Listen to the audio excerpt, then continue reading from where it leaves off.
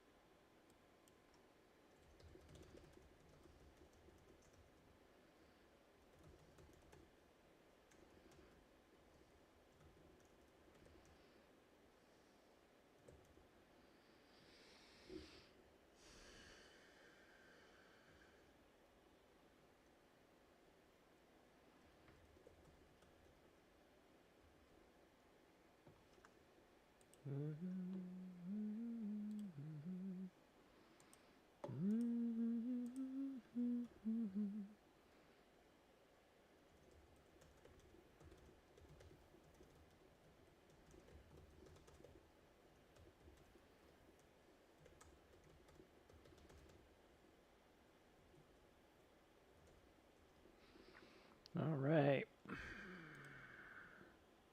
Good morning. Hey, congratulations, Nicholas. Welcome to the married club, I guess.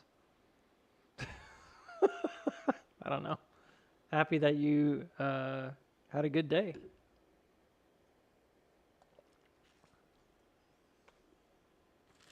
Proud of you. Takes a lot to commit yourself to someone, so all the best, you know.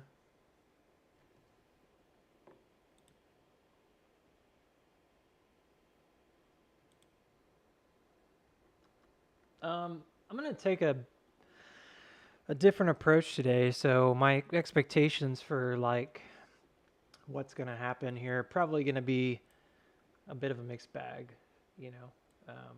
Usually on these streams, we get a lot of folks come in that want information about stocks and they want to know like, well, what's going to happen next, and just want to see me chart. And charting is fun. I like charting a lot. I think it's a lot of fun. Analysis is interesting to me. Like, I do find it to be very interesting. Any kind of data analysis, it's kind of like detective work, I guess, or something like that. I just like it. I like problem solving. But that's just charting, and charting is not trading. So you can chart all day and never take a trade. You could do that, and that's probably going to happen. You know, if you're somebody that is in the market, you're probably going to have those times where you're just charting and you're not trading. But ultimately, if you're here to make money in the market, then you want to be trading. So I've been thinking a lot about what I said yesterday and what that would look like going forward and how I would do.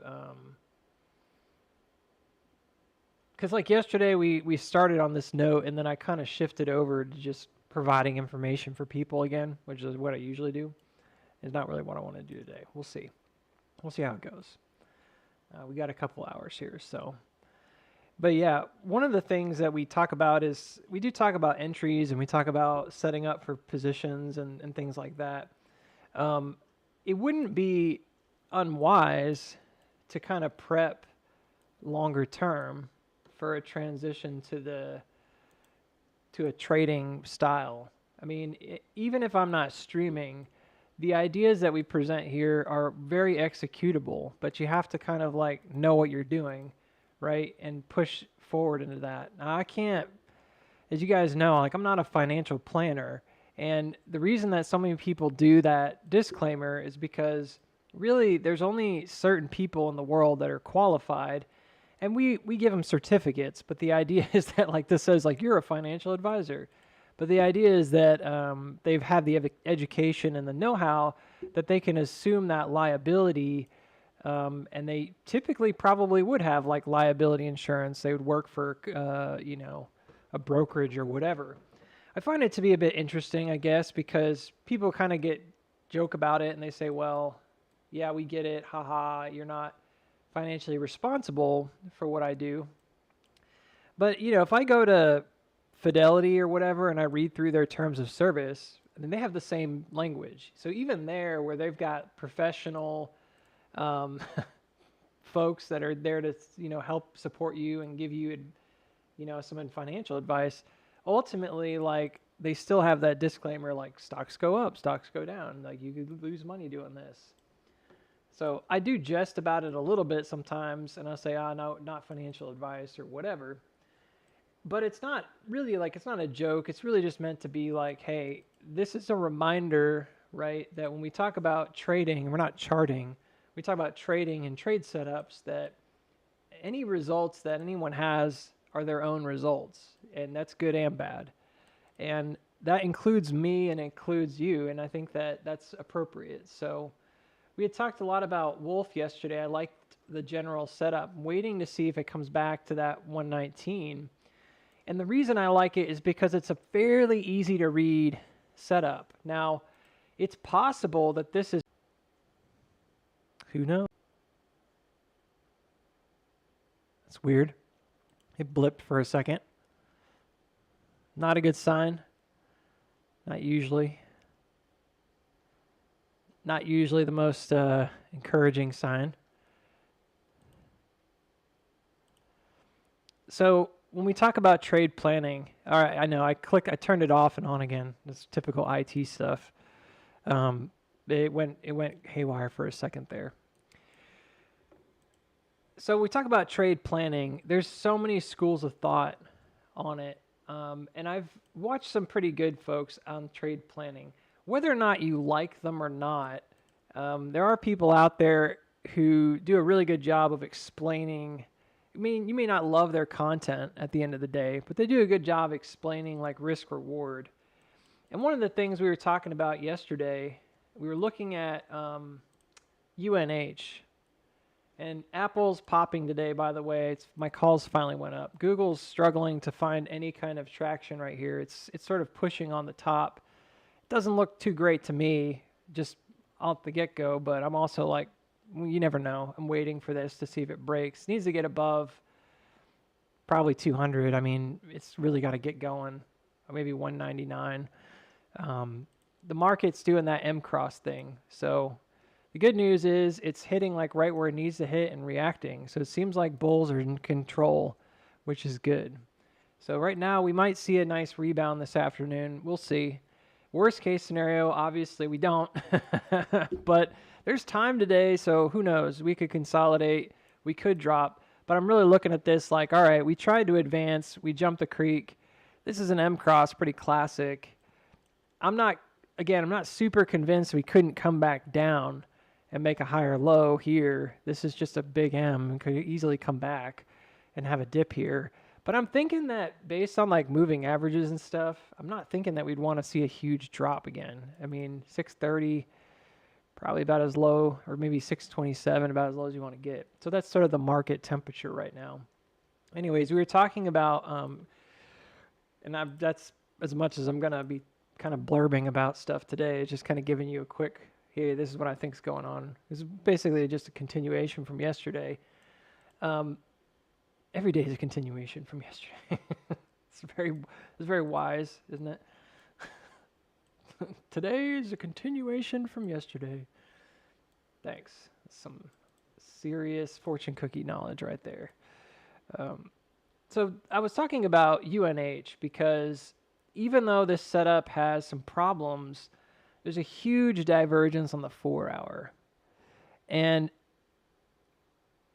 typically, I think that what you want to see is that, I can address that question, Nicholas. I think that's a good question. Typically, what you want to see is that there's It's a good question, and it doesn't have a great answer, but it is a good question. And you'll see what I mean in a second. So we were talking about this. There's this 4-hour divergence that jumped over the moving average on the RSI. It hasn't broken out yet, but I get the feeling that this RSI is going to move ahead. If it's strong, it should move ahead of the stock price, and it may actually be a little bit leading in this case. If this holds up above that moving average and jumps Monday and maybe does a little cross up here into next Wednesday, I'm not going to ship it just yet and say it's definitely going to go, but I definitely think that should be a jump over the local creek. This isn't much of a great widening structure, but it is there. It's a very mild widening. And I can see a little bit of that coming down. I don't think it's the best. Some people would look at that and say, well, it really was a channel and then it broke the channel. I know, but it's since widened. So I do think there's an expectation here that, yeah, if this comes back up, should see a break, maybe even head back up to like 267.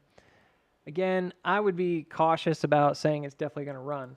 One of the things that comes to mind is like the third week of the month being the OPEX. And I was looking back and I was trying to see like, all right, where does that land? And, you know, Friday the 29th obviously is like the last day in August that you can trade. And then we've got the weekend, and then it's September 2nd.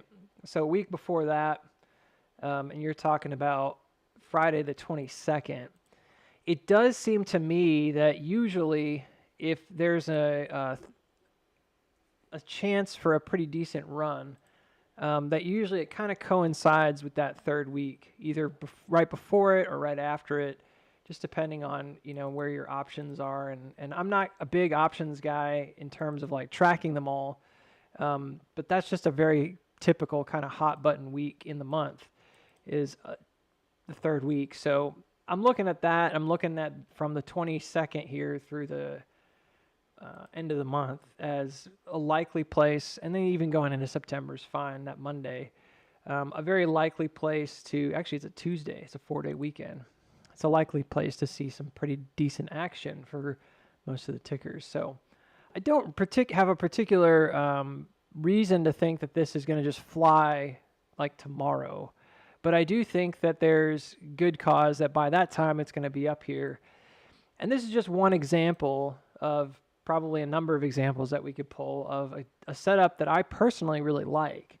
And we were talking about yesterday like how the setups that I like tend to be a little bit more big picture in terms of like a bigger move. If you're trying to get 15 to 30% in a shares only position, then the more likely place you're going to find that is in a larger 2 to 4 hour reversal. There are stocks like AMC that have a pretty darn low buy-in. You were talking about $2 that can sometimes run 30 to 40%. That definitely happens. The lower floats with high volume, you know, news or something like that, and plus the news, you know, that can often just send a stock into like a squeeze. And I was looking at yesterday after hours, I was looking at the short squeeze candidates, and there's like a top 5 on Fintel right now. And only one of those is like a meme stock. The rest of them, like it's actually on Reddit. The rest of them aren't, as far as I can tell. We can take a look at something like that too, and just sort of take a look at the underlying ticker and just see what that's about. But I guess what I'm trying to say is on the whole, if you're trying to trade stocks only and you do not have the ability to trade options, you don't want to trade options, trading something like this isn't exactly easy. You're kind of devoting a lot of money, $250 per share. You could have a 40% return here, and a 40% return is a great return, especially for something like this, which typically it does have big swings, but it's like they take a long time, and we're kind of on the precipice of one right now, potentially big one, right? And it could go further than that. We're just saying that that's probably where we're targeting for now. So you asked a question about trading percentages. You say, what percentages do you hear are good for cash on hand, percentage of total portfolio in a single position? So I said that's a really good question, but the answer is not that good because, and I've been doing a lot more reading lately. Again, that has more to do with your personal finances than it does anything else, but it also has to do with like the position itself because you could have quite a bit of money in like a money market account position, and that's not likely going to move very fast. So if you've got a really low volatility stock or an ETF or a money market fund that you have your money sitting in and your cash is kind of growing, technically that's not liquid. You can't just grab it right away. You have to sell it before you can grab it, and usually that's end of the day kind of stuff too. So you usually don't have access to it for a day or so. So it's not exactly the most liquid, right? And that's really what we're talking about. So the reason that answer is not very simple is because, like, I've heard that 10% is a pretty decent number. Like, you never trade more than 10% of your entire portfolio, because then if you lose, you've still got 90% of your portfolio. But I think that's a pretty general rule that not everybody's going to agree with. You know, like, okay, so if I have, as a simple example, if I have $1,000, does that mean I can only take $100 trades at a time? Well, maybe. I mean, if you followed that rule, it could be that I never put more than 100 into one single trade. But again, why do you need $900 in cash? So you may end up having multiple trades, and at any given point, you could have 90% of your portfolio wrapped up in trading. I think if you're doing a good job of mitigating loss, it doesn't really matter, because if you think about it, if I have a stop loss, if it's shares only a position, right? And I always have a stop loss at 10%, then that 10% rule doesn't really matter that much. Does that make sense? Like, I could trade the full 1,000. Yeah, it's higher risk because your stop loss is now at 900 or whatever, but at the end of the day, you only lost at maximum 10%. So yes, there could be a rule in place that, hey, I don't ever want to lose more than 10% of my whole portfolio. But then the idea of that is like kind of silly if you think about it, because math, it just depends. Like, you could have a position where, let's say, so like, for example, this is the exact same thing. All right. So I could take 10 trades at 100 each, right? With 10% stop loss, right? And let's say, like, for whatever reason, all of those were bad trades. Like, I didn't do a good job and all of them were bad trades. Well, you know what the math is, right? You now lost. So if all are at stop loss trigger, then basically, I'm going to put SL. I don't know why I put ST. Basically, you're losing, right? How much? $100. So you would lose like 100 out of 1,000, and that's no different than if you had taken one trade at 1,000. So do you see what I'm saying? This isn't meant to be like, by the way, this isn't meant to be like condescending or anything. If you're looking at this like, yeah, no, duh. Well, you should. That's good.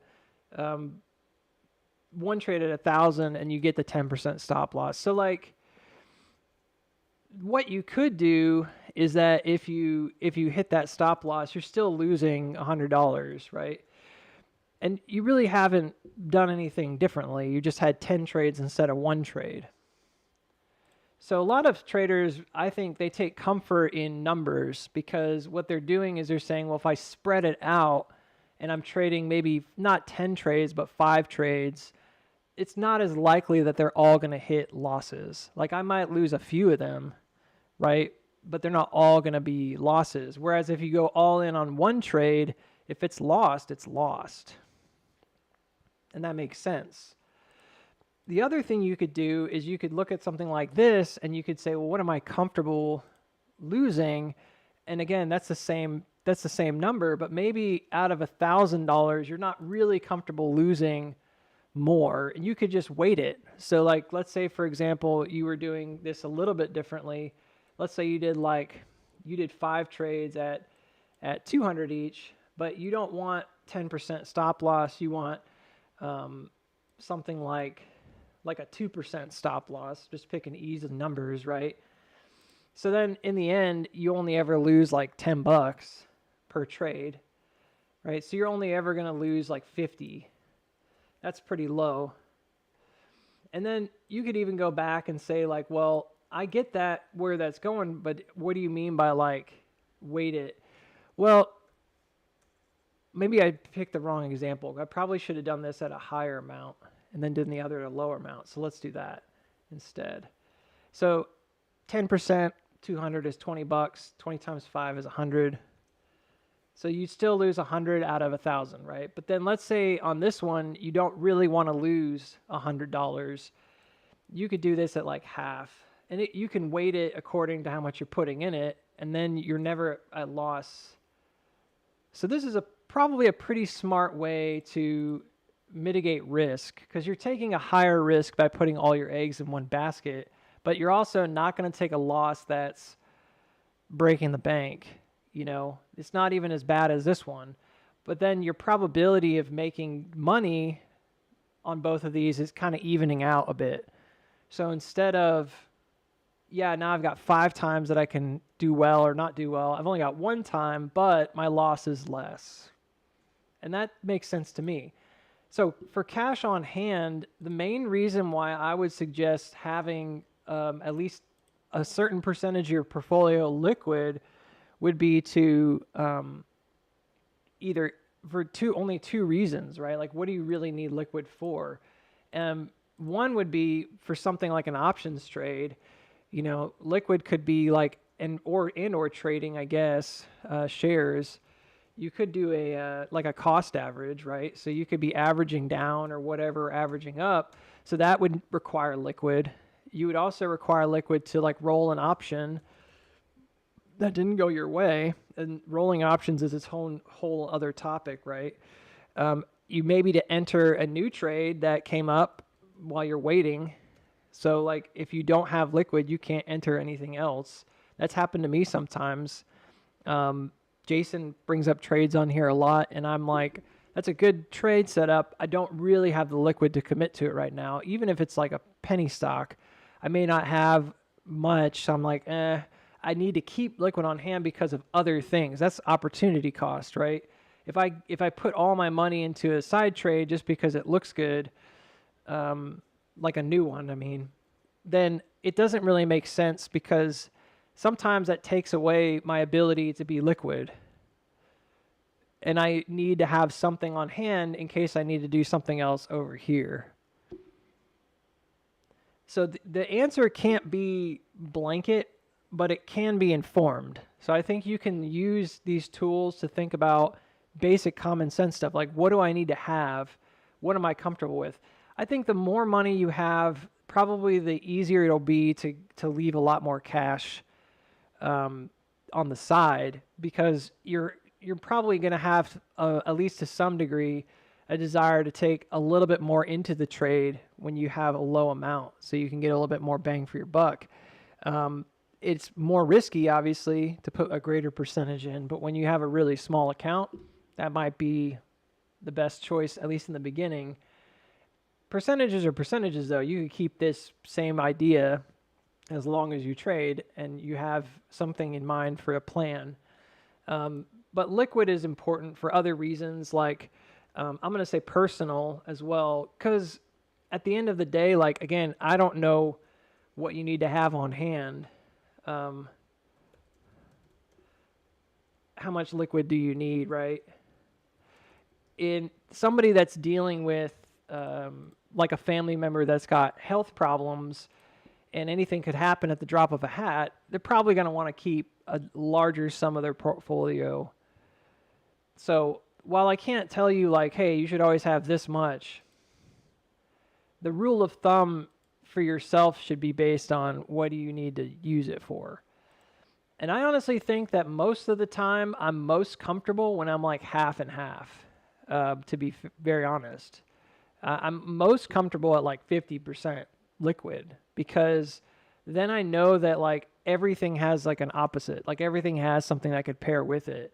If I got $100 here, I don't feel as bad throwing another $100 when I still have half of my account, right? And it obviously still has a pretty huge, you know, padding there. So that's me. But do I always have 50% cash on hand? No. You know, there are times where I'm like really tied up, and it does happen. So like math for your stop losses, it's not exactly, that's what I was saying.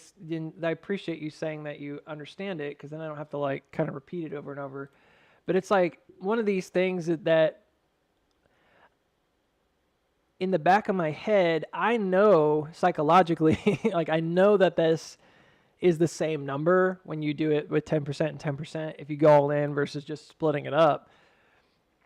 I know that there's probability as well, and probability would say that you're more likely going to get some wins with 5 trades than just one, even if it's a great trade, right? And the other thing is that even though I may make less money on average here, which is true. You probably will, because you're going to have more losses. If you're trading more, just statistically, you're likely to have more losses over time than just one trade a week or something like that, right? Even if you lost once a week, every time, it's going to take a long time to accumulate losses. But this right here, I think even though you're doing more trades, and it's truer that you probably could make more money at times, you're probably going to, on average, make less money. So if like, what I mean by that is, because this is an averaging amount, this is not. So like if you made like 1 win here, or let's say you did like 5 wins in a row, but this one you've got 5 trades, so you have 25 trades, and you've won 20 out of 25, you know, if you only win 20 out of 25 of these trades, you're probably going to make less money. And that's a pretty darn good, by the way. That'd be a really good win-loss ratio. But even if you somehow got like really lucky and you were like, oh, I made 5 trades out of 5 trades, you know, as a win. And I don't know why I did it that way. But you get what I mean. Not 25 losses. I kind of did that wrong. But you know what I'm saying. Oh, that's a better way to put it. You're probably going to look back and say, well, I didn't make as much money here. But the statistics don't really work that way over time. Because over time, you're going to lose here probably as much as you've lost here. Because if you're trading a consistent pattern, over time, it's going to iron out. So there may be times where I've done this too, where like I'll take a big entry into something, I'll make huge money. But then over time, it kind of like evens out. Because if you're just doing those massive entries, your position starts to come down again over time, because you're not going to win every time. So then you're taking massive wins, but you're also taking pretty big losses by comparison to these smaller trades, just numerically. And so over time, you might get a spike, you know. But I think the reason a lot of traders prefer this is because it's more like even.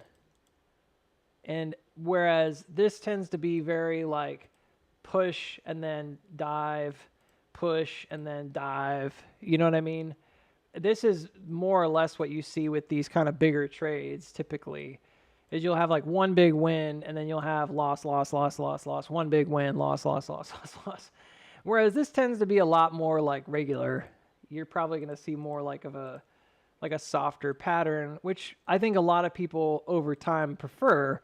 And you don't have this kind of horrible mindset mentality when things don't go your way.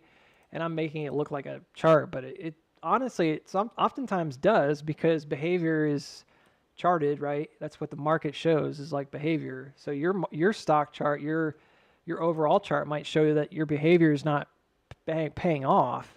Like your trading plan over time might look good at times, but then you realize like it's really not that good, you know, and I'm getting these like massive swings and it's not really working out. Well, this to me is harder to recognize. And I've realized that when I do these big trades, and this has happened to me in the last couple of years, I guess, at times I've been doing these like really massive swings. My portfolio is doing this, but you don't really see the results in earnest until way later. Whereas here, it's pretty obvious right away. I mean, if you're not doing a really good job of trading, I mean, especially if your losses should be should be better. So like you should be doing 10% loss, 30% wins, but you're still going down. That's bad because even on a 50-50, there's no reason that that should happen, right? So that should not happen. Like it would never happen if you're doing well. That's even worse than 50-50 in some cases, because like in theory, if I only win 50% of the time, but when I win, I make 30%, right? And then when I lose, I only lose like 10%, then I should be fine. Like over time, even if and this is where people get like weird about trading because they don't quite understand that like this is fine. A lot of people think that that's gambling, and it could be, but if this is informed, it's probably not going to be 50-50. If you can push that up to like 60-40 or 70-30, you're going to be in a much better position. This is going to be a lot steeper, the angle, right? So over time, you're going to have this kind of increase that pays off. Now, we talked about on the other day, so like these bigger ones are going to have massive swings, and it may be harder to find out like where's the problem. And that's really what this comes down to is like I think that it's harder to identify trading problems, trade planning problems when you're doing like bigger positions. Easy when you're doing smaller positions consistently, trading the same thing over and over. You can tell pretty fast. It's easier because it's more progressive, and you're probably not gonna lose as much as rapidly.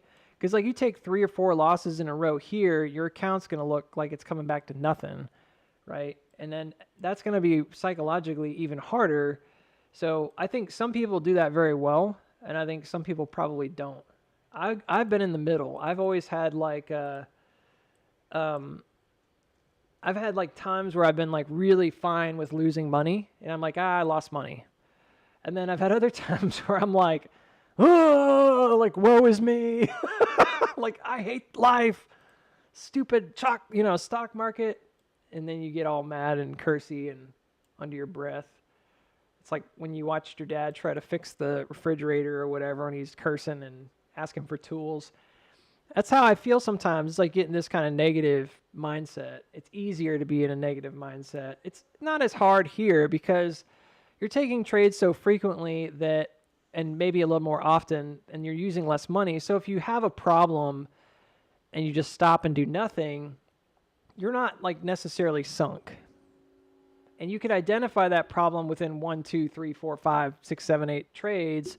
Whereas here, by 7 or 8 trades, that problem may have really wrecked your account. So I think that's an important factor too. So I think on the whole, even though I'm not a big advocate of like swing trading when it comes to tax things, because a lot of people say, yeah, but you're getting taxed like crazy, so you're going to make even less money here than if you just do these. Well, those people are also talking about long-term versus short-term trades. That's different.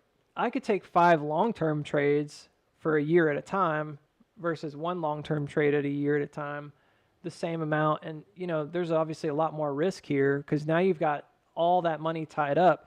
Whereas here, if I stop loss out early, then I can take some of that money out and do something else with it. Maybe 3 of those trades don't pan out and I hit my stop loss. They take a month, right? It's a lot more sensible, I think. So even though I'm not like a huge advocate of it for tax purposes, because obviously taxing would eat it up if you do a lot of short-term taxes, at the end of the day, like I think it's a trade-off for like how much liquid do you need or want. And I think that there's a simple enough answer, which is just to kind of strike the balance between the two and figure out what you need to do. So when I looked yesterday at this kind of stuff, I was talking about these weird ideas, maybe to some folks about mathematical, parabola That's really what this is, because you're doubling it every time. It's going to go parabolic. It's not $50 at a time every time. So that would be what's called a linear chart, right? Oh, I forgot I made these all anchored. I'll take a screenshot of it, I guess, until that way I have it.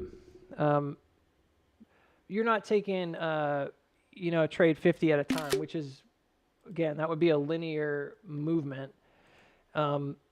Instead, you're doing double every time, which would definitely be well, it's not linear, is it? Which would be parabolic. So since you're doing a factor of 2. So what we were talking about yesterday is how, like, the problem with that is obviously there's inherently a whole lot more risk if you're doing all in every time.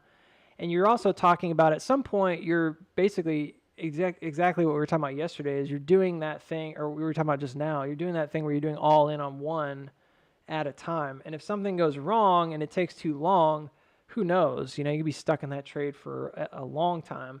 But also, you may also stop out before the move even starts, and that's it. You don't have a second option going for you. You don't have another stock that's kind of running a similar thing.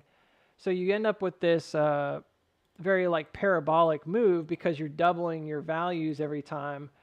And so you're going to get like that, for lack of a better word, that kind of 50-50 reaction each time, because that's what we're trying to, achieve when we're trying to get to like $1 million or something like that, which, by the way, and I know that it's been said over and over again, but I think there's truth to it, is that if you have a good trading pattern, and I've seen people do it, so I know it's definitely possible. I can't say for myself that I've done it personally very well, but if you have a good trading pattern, there's no reason why you can't achieve that. And usually the idea that is presented is that, the first 100,000 is really the hardest.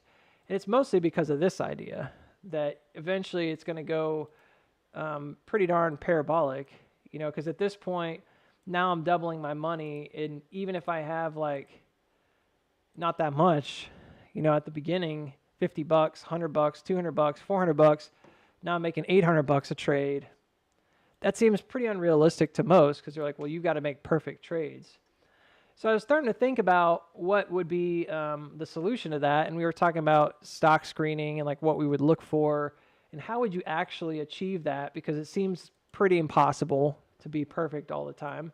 It also seems pretty impossible to find those setups all the time.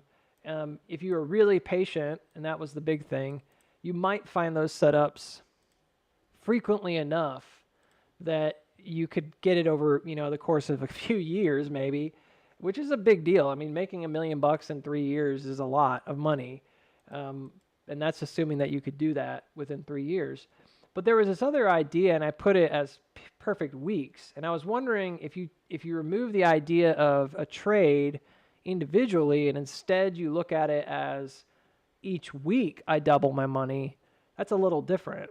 Now, that does put a time constraint on you that may not be reasonable, because again, you can't find that trade. But what if instead of weeks, you did months? Well, 15 months is too long. I mean, not really, because you may not even find perfect trades within that time. We're kind of giving ourselves a huge pat on the back saying somehow we're going to magically, and that's like magical thinking, right? It's like we're going to magically just find these trades every time. We're not going to do anything magically. We're going to look for the trades. That's what you want to do. You find the good setup and you're patient and you wait for it and then you capitalize on it. But what if instead you didn't do every trade has to be 100%, but rather every week I have to make 100%? If every week I make 100%, then it's a lot simpler. And I'm not saying, again, this would work. I'm just saying we have to decide on a day. I'm just going to use week or month. It really doesn't matter. But let's say each week or month you're going to go from you're going to do a 100% increase, which is a lot on average.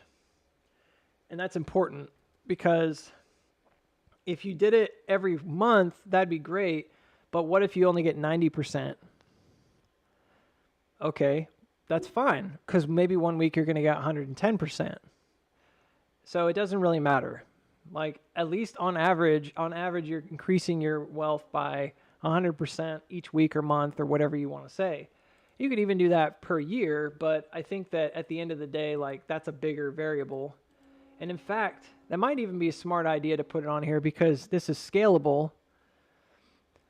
Because technically, I mean, you could technically be like, I could do this every minute. Well, I think that'd be really hard.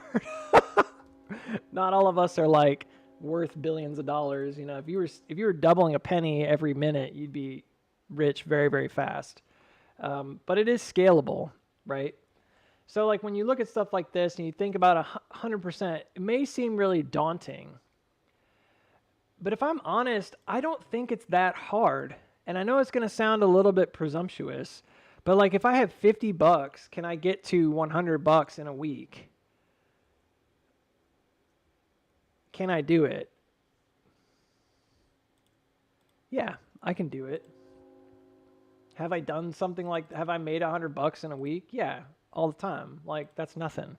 Now, have I doubled my amount every single week? No, but that's what we're talking about it today. We don't have like necessarily all the answers. We're just going to sit here and kind of think about what it is that you'd have to do to achieve that, and then turn that into like an actionable plan that's something you can do. Because hypotheticals like charting is all hypotheticals. You're using information to determine what might happen, right? And you've got a hypothesis, and then you see if you test it and you see what happens. That's not going to ultimately do any trading for you. So at some point you have to then execute that and create a plan. So it's great to learn about cat ears. It's great to learn about moving averages. It's great to learn about RSI divergence. It's great to learn about sine wave theory. It's great to learn about Wyckoff and liquidity. And these are all things that are great intellectually to learn about, but you then have to implement that into a plan. Well, let's take that example that we had earlier. Now, this would be a tricky one, right? But this is something that you could talk about. Let's say that you had, it's tricky because it's such a low amount. Let's say that you decided to take, and again, this is basic math. I'm not trying to insult anyone's intelligence, but we have to just kind of put it out there. Because this is scalable. So this would change every week, potentially. It would be 5 trades at, $20 each the next week. So if you did 5 trades, let's say you were going to do 5 trades, you divide $50 into 10 parts, right? How do you get to that? Well, in theory, every one of those trades has to be 100%, which is really hard, right? Yeah, it is. But what if instead we kind of split it up differently? That's possible. What if we put more money into a trade that we have more confidence in terms of movement, and it's going to go up 30% as opposed to another trade that we're like, yeah, this may only move 10%. Well, we could do all of our money at the 30%, but then we're putting a lot of risk into it. So like, there's also a concept here that we're not talking about, and that's compounding. And you guys are like, what's compounding? Well, if you remember in math, I think it was probably like, they talk about like algebra, early algebra. Compounding is very simple, and you should know it if you're in the market. Compounding is just the idea that I may trade one trade. If I make 10%, now I have more money in the next trade. So if I do a percentage base, so if I'm taking 10% of my total account and putting it into a trade, well, at first, yeah, like I may only be able to put in, in this case, I'm doing 20%. I may only be able to put in $10 per trade. But if I make wins, then the next time I may have $125. Now I can put in $12.50 per trade, right? Instead of just 10 per trade. So you're going to have greater amounts that you can make. And that's the idea of compounding, right? It's like, how do you take the money that you've earned? We have a problem in the market, and that's the issue of what? Really of your share of your trade settling. So usually it's at least a 1 day. I mean, they changed that. It used to be 2 days, but it should be 1 day. I got to be honest, there are times where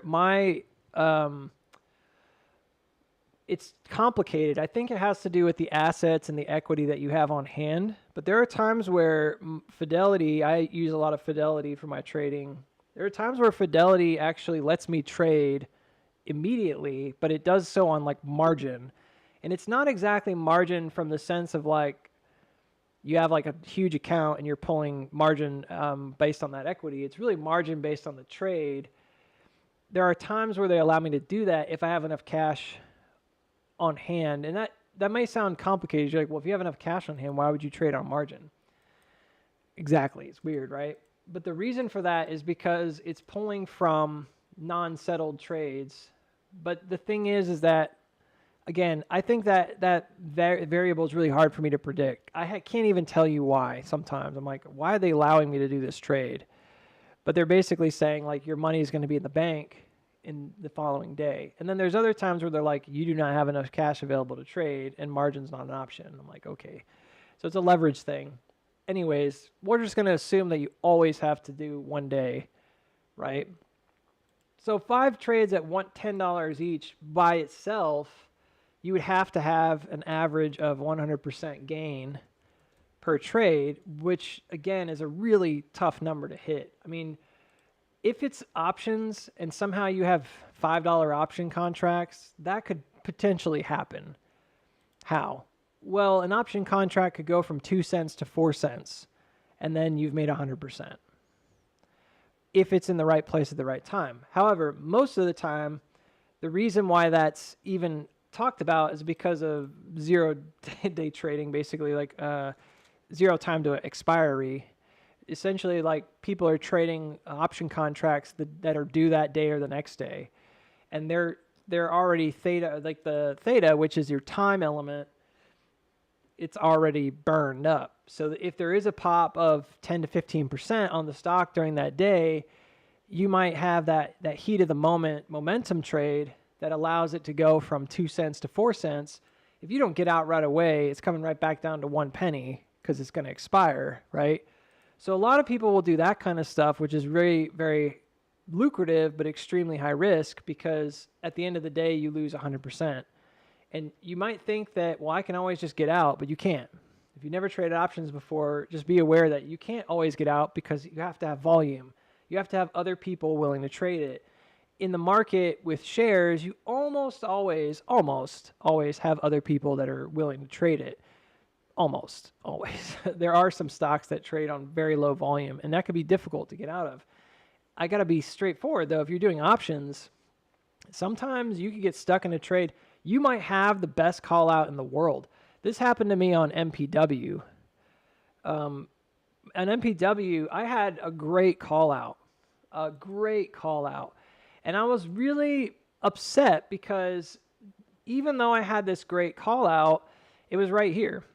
Even though I had this great call out, my options never budged. And then when they did, it was like barely. Why? Because I picked an option, I don't know exactly what was wrong with it. When I first entered it, I thought there was plenty of volume. But during this move, this is a big move, right? This was a 60% move. How could you possibly not make money on a 60% move with options? You picked the wrong contract that nobody wants to buy. That's exactly what happened to me here, and I did not get a good exit. I think I got out with a profit, but just barely. And it would have actually been more lucrative to just do shares only. So I started doing that more often with some tickers because I'm like, the options chain's kind of crap. FANG is another one like that. I really like FANG. I think it's an easy to trade stock. I've basically been able to predict almost all of the movement since that big drop. This is what I predicted right here. I mean, it looks pretty much perfect. You know, there's still elements like I don't know right there, but that's the cat ear element. Like, I'm not really sure. That's definitely the second cat ear, so it could drop.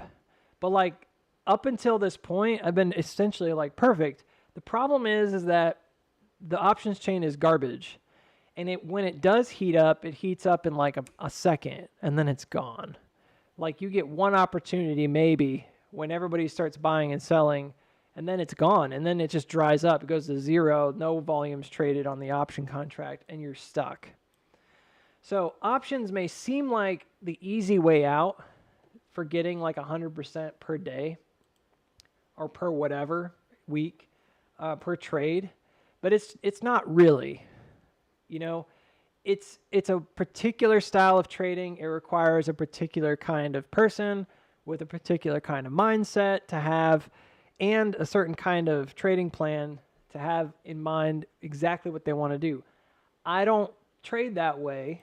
I could trade that way. So options with short expiration could work, but risky, and I need a trading plan because I don't do that right now. So like I would have to know what I'm trying to do and be able to do it successfully, which means I have to learn something, right? Like I would need to learn exactly what I'm doing in order to make that successful. I haven't done it in the past. So again, I can't say right now. Sorry, I messed up. I put that in the wrong spot. Let me double click it. That was easier. Well, now it just won't let me double click it. So whatever, I'll just use the keyboard then.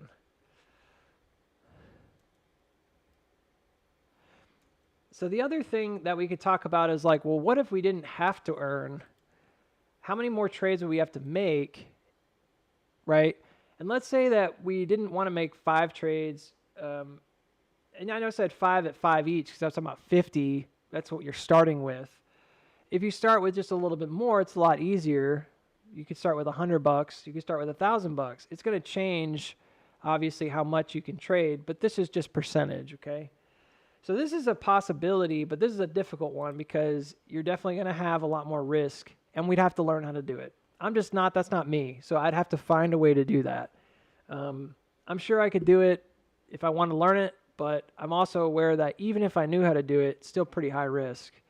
The other thing we could say is like, well, let's say we don't get 100%. Let's say we only get 20% for each trade.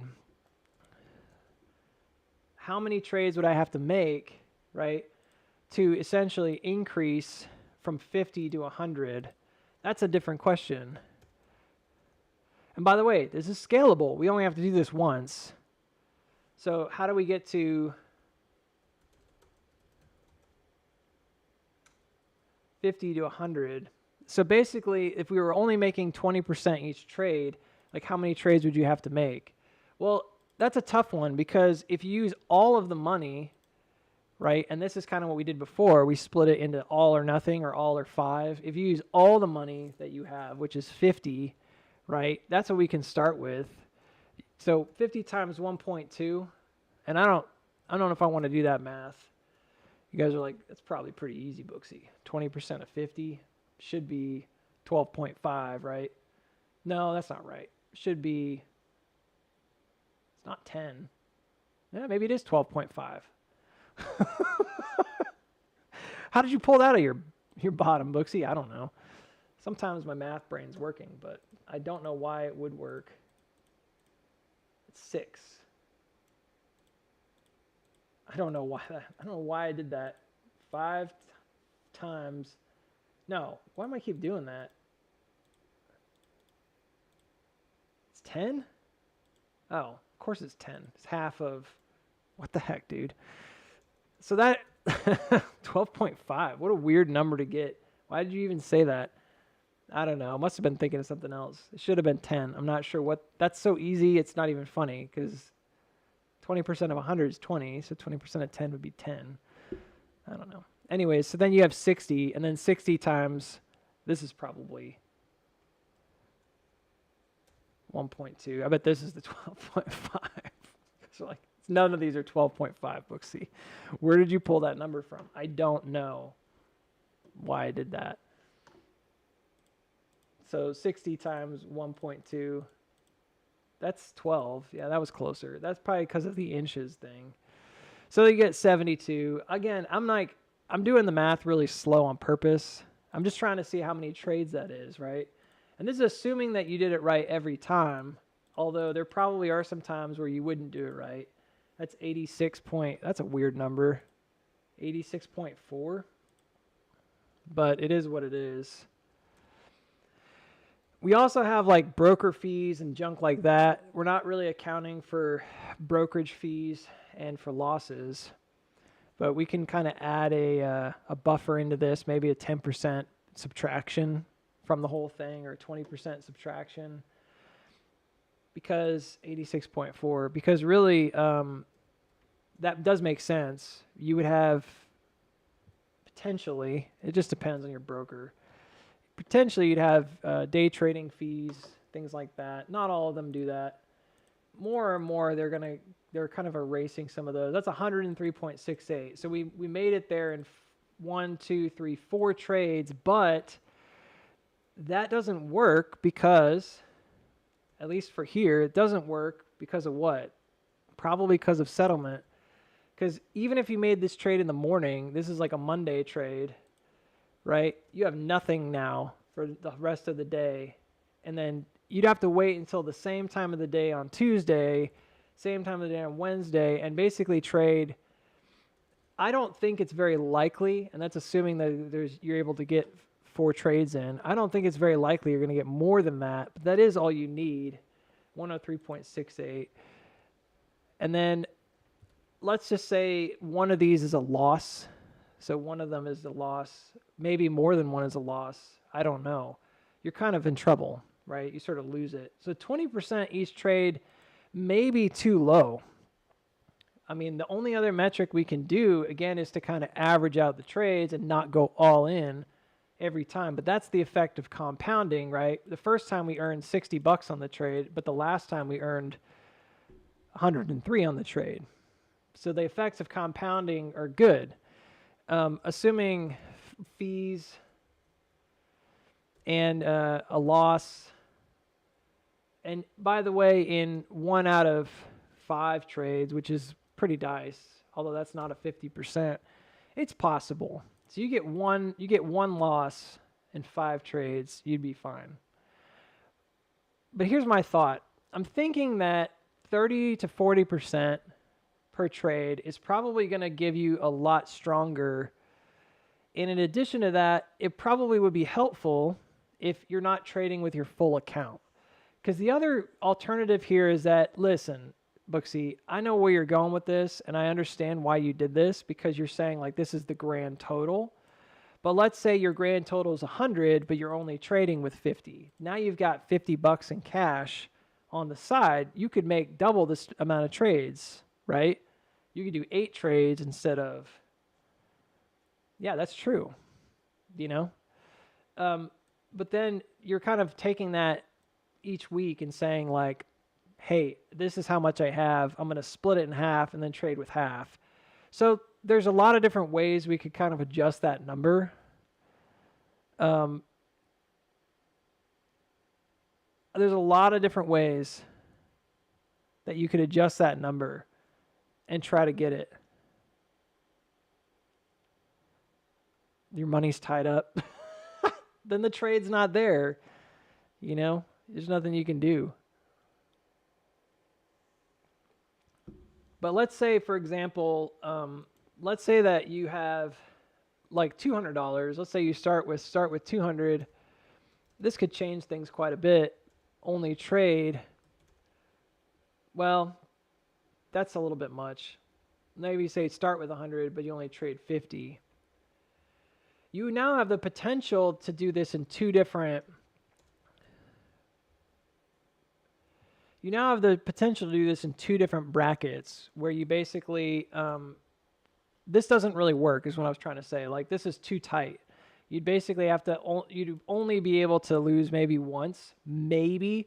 And I don't even know if you could get to 4 trades. I think you'd be lucky to get to 4 trades, especially with like a T1 settlement. Because again, we're going all in, but you'd have to wait a day potentially. So this is kind of rough. Right? This would be really hard to do. It'd be extremely tight. And if you screwed up twice in 1 week, it'd be over.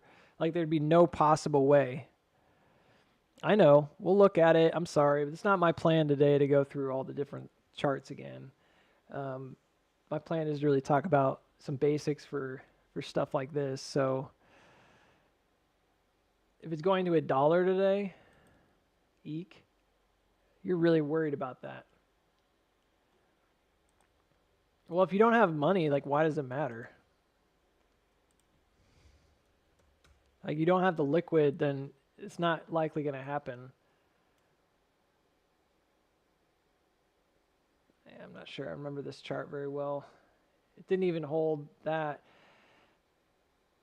I would just say it's probably going to move until it's overbought, but it already hit the level here, so it needs to get above 50 cents. If it gets above 50 cents and up to about 55 and holds that support, I think it'll go. But otherwise, this is already at a resistance, and it looks like it's slumping. It's starting to try to like kind of come back. So draw your trend line. I'm not saying it can't go, but it's already kind of at that mark, that previous floor. So yeah, 55 cents, and then that'd have to be maybe after a cool off, perhaps. So anyways, this is a tough one because I think that when you're trying to gain at 20% each trade, it's pretty hard. And if you only have like a small amount of money, but if you're trading half, then you could kind of double your chances. You might get twice as many losses, right? But it's very likely that you could achieve it with a much smaller amount. Can you make, so the idea of like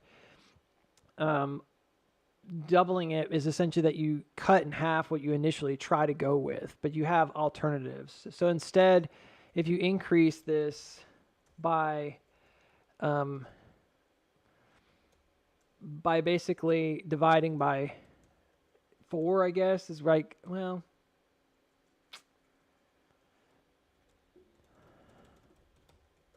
yeah, I'm going to say dividing by 2 in the beginning. You're obviously, you're going to have 8 trades instead of, which could increase compounding wise. It could compound even greater. I think you could probably manage this. And again, this is like a really weird way to do trading, by the way, because like some people don't have this kind of a goal in mind. Really what they're trying to do is just like achieve a percentage gain per trade, and that's it. They don't really care maybe necessarily long-term where that goes as long as they're earning money. But I think it's important to have the end in mind and have that goal in front of you so you can kind of see like, well, here's what I would need to do. So if you did something like this, I think you're more likely going to be okay. The thing is like, let's say 4 of those trades, and again, I'm going to use the compounding, but let's say 4 of those trades are successful and you get 20% each. You don't necessarily get more or less. Maybe it averages out if you do. So maybe one only hits 15, but the next one hits 25. Doesn't matter. Something like that. On average, this is maybe what it would look like numerically for the 4 winning trades. So how do you do this and make it so that if you have losing trades, that they don't kill this profit, right? Because you've already accomplished your goal with 4 trades, but you've got 4 other trades. Let's say you only have a 50% win rate. So there's that question. That's a tougher one because now if you have a 50% win-loss ratio, then you're going to lose, right, on the other 4. And this is where things kind of rubber meets the road with trading, right? Because now, let's say you won 20% on average. How much could you lose? Well, look, that's it right there. Because, again, you can't lose more than like this much, which is a very, very slim margin. We can't lose more than $3.68, which is not good. Because if on the other 4 trades you're losing money, then total you can't lose more than that because we only gained $3.68 of like buffer. So we really need to have like a 60-40 win-loss ratio. I mean, it's to really make this easier on yourself. If you only have a 50-50 at this particular point, you could probably manage it, but it would be very difficult. Because if you're only winning 50% of the time, Again, you have to increase the amount you're winning each trade and decrease the amount you're losing to make 50-50 trading worth it. But a 50% win-loss ratio, if you lost 4, you could only lose $3 in this example. You can only lose, that's not a lot, $3.68. And that's not good because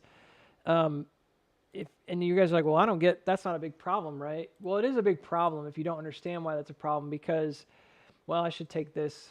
$3.68 divided by those 4 trades means 92 cents per trade. That means that basically you could only have like a 2% point, like a 2% loss, I think, per trade. That means at most you could only lose, I think, 2%, maybe even a little less than that. It was like 1.8%, which is really low. That's hard to achieve, right? Yeah.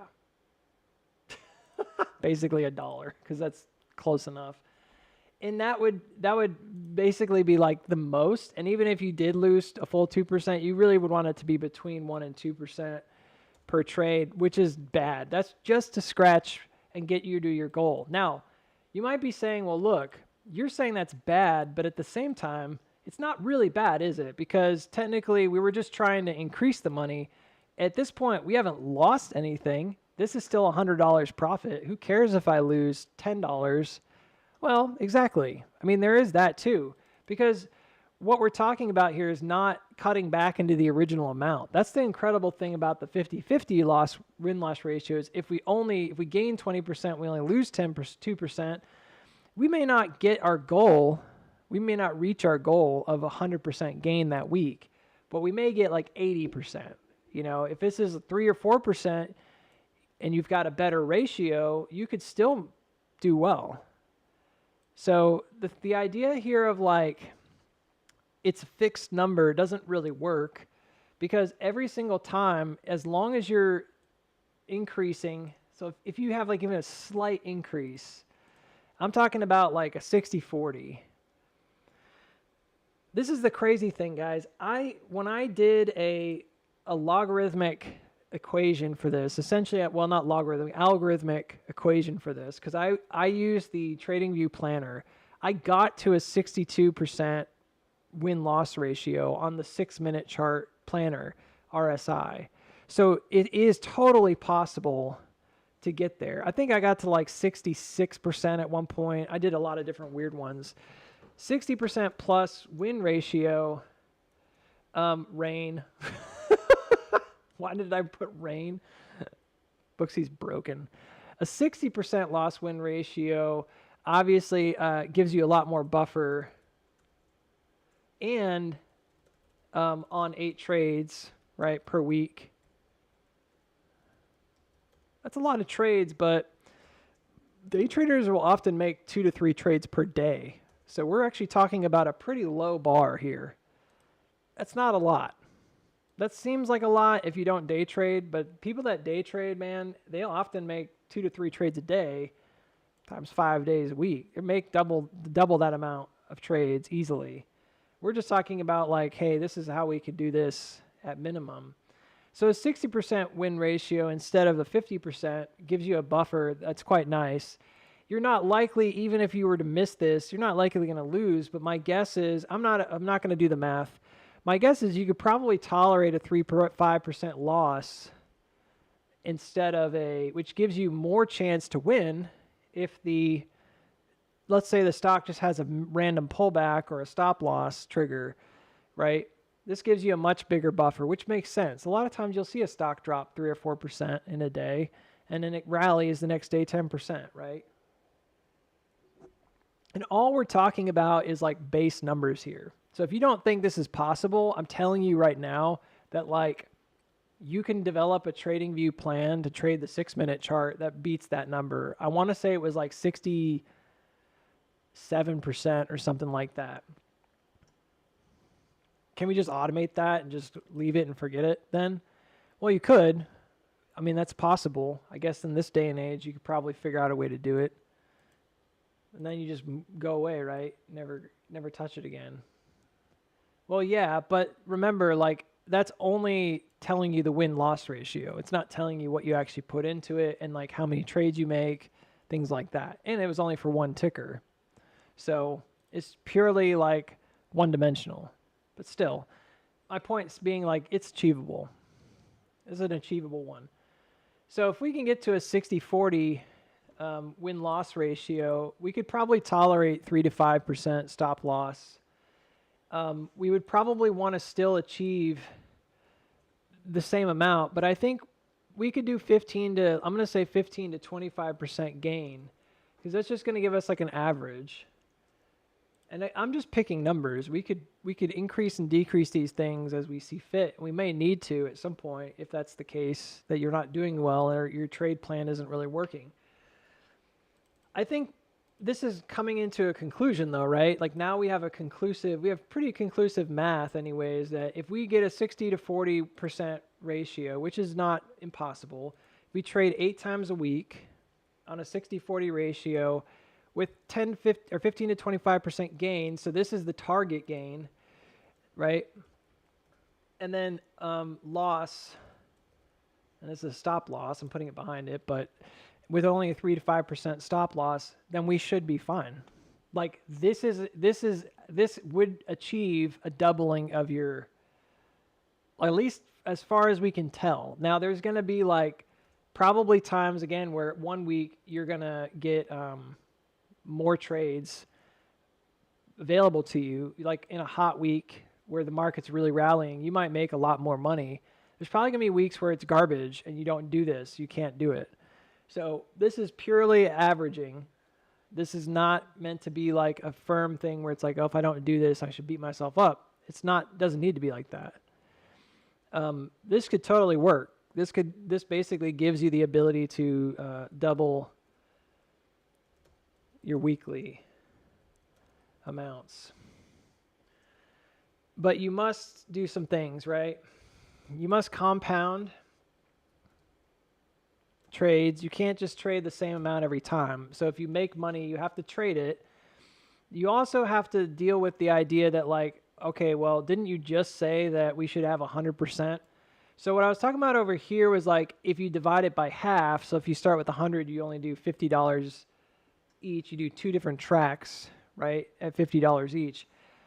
That's also not necessarily wise, because then we don't have $50 to meet $50 if there's something that goes wrong, right? Or if there's another opportunity or whatever. And we're not talking about, by the way, these are big gains for a swing trade for sure, but it's not impossible. We're not talking about options, by the way, so I'm not even addressing that. There's possibility for greater gains in options and probably greater losses. You know, you'd be looking at 30 to 60% gains, but you'd be looking at 10 to 15% losses, that kind of thing, right? Because the swings are very, very volatile and you don't want to get stopped out before it even starts, but that's typically how it works. So if we could mitigate the losses that we make, then this totally works. Like it just does. Now, this is not a trading plan. This is just, you guys are like, what? What have we been doing this whole time? Well, it's a trading goal. We'll say that. And then we're trying to see if it's even logistically possible. Yeah, I know Sunrun. That's great. That's good. That's what you want to see. So like these setups, this is why when I look at something like this, it's not exactly easy to trade it because it has a lot of buy-in. Like you have to have $240, but it's got the percentage. Again, it's scalable. So as long as you don't screw up your entry point and you're not trying to like get in too quickly, you're probably going to make your 20% on this setup like pretty easily. And then you're done with that one trade, right? And you move on to something else. In some cases, it may be enough depending on how much you put into it. But on average, you want to probably keep. So these are kind of some rules. You have to compound your trades. You have to, because if you don't, then this doesn't really work out. It wouldn't give you the same amount. It just won't. It'd probably be a little bit lower, like I mean, you only get $40 or whatever, so it'd be like 90 instead of 103, but you'd have to compound them. And on average, you want to keep, let's say, just for now, a 50% buffer. So if you start with $200, $2,000, this is just an example. 100 is traded, right? And that's only, again, 50 per. So there's 2 trades, right? You start with 2 trades. Do I think it's possible to do this in 15 weeks? Yeah. Do I think it's likely you're going to hit that goal in 15 weeks? No. Because there's too many lurking variables here and things that we don't know. Now, I'm not saying it's not possible. Like I just said, I personally think this is very, very possible. This is possible. But this is essentially what you get for doing all the work, is that you now have a kind of a bracket for like, all right, I got my gain target. Now I know what I need to look for during run-ups. Can I get at least this much? And more than that's great. I mean, if you get one trade that doubles that $50, you're done. You could do more, but you don't have to. We're just giving ourselves like a buffer by saying we can do up to 8. That's fine, assuming we're losing on some. So now you have to talk about like the logistics of trading it, right? Like, how do I trade a plan? I got numbers, that's great, but numbers don't necessarily give me the trading plan. And you're right, they don't. So this is where now we have to look at, sorry, it keeps doing that. This is where you now have to look at like, all right, well, how am I gonna trade, right? Because this is kind of like out there, like this is one particular setup with a 4-hour RSI divergence on good volume on a big bottom with a potential breakout coming in a week. Great. That's a good one, but it hasn't happened yet. So that can't be the trade for today. How do you screen for those kinds of things? And I was talking about that yesterday. This is really kind of the thing that you want to look for. And we're going to have to decide, I guess, what we're going to use, but you'd have to decide for yourself ultimately, because I can't do anything for you. So if you're developing a trade plan, you look at this and say, well, I like using this or I like using that. And I think that anything, by the way, that works and that's effective is fine. If you want to use Bollinger Bands because you think they're easier to trade with, do it. If you want to use the VWAP, then you should use the VWAP. But it has to be consistent, right? RSI is a great one that's like added on to others. And I told you guys, I pulled out that one indicator. I looked at 2 different indicators, but I pulled out one that I kind of liked a lot because it's really simple. And it's this one.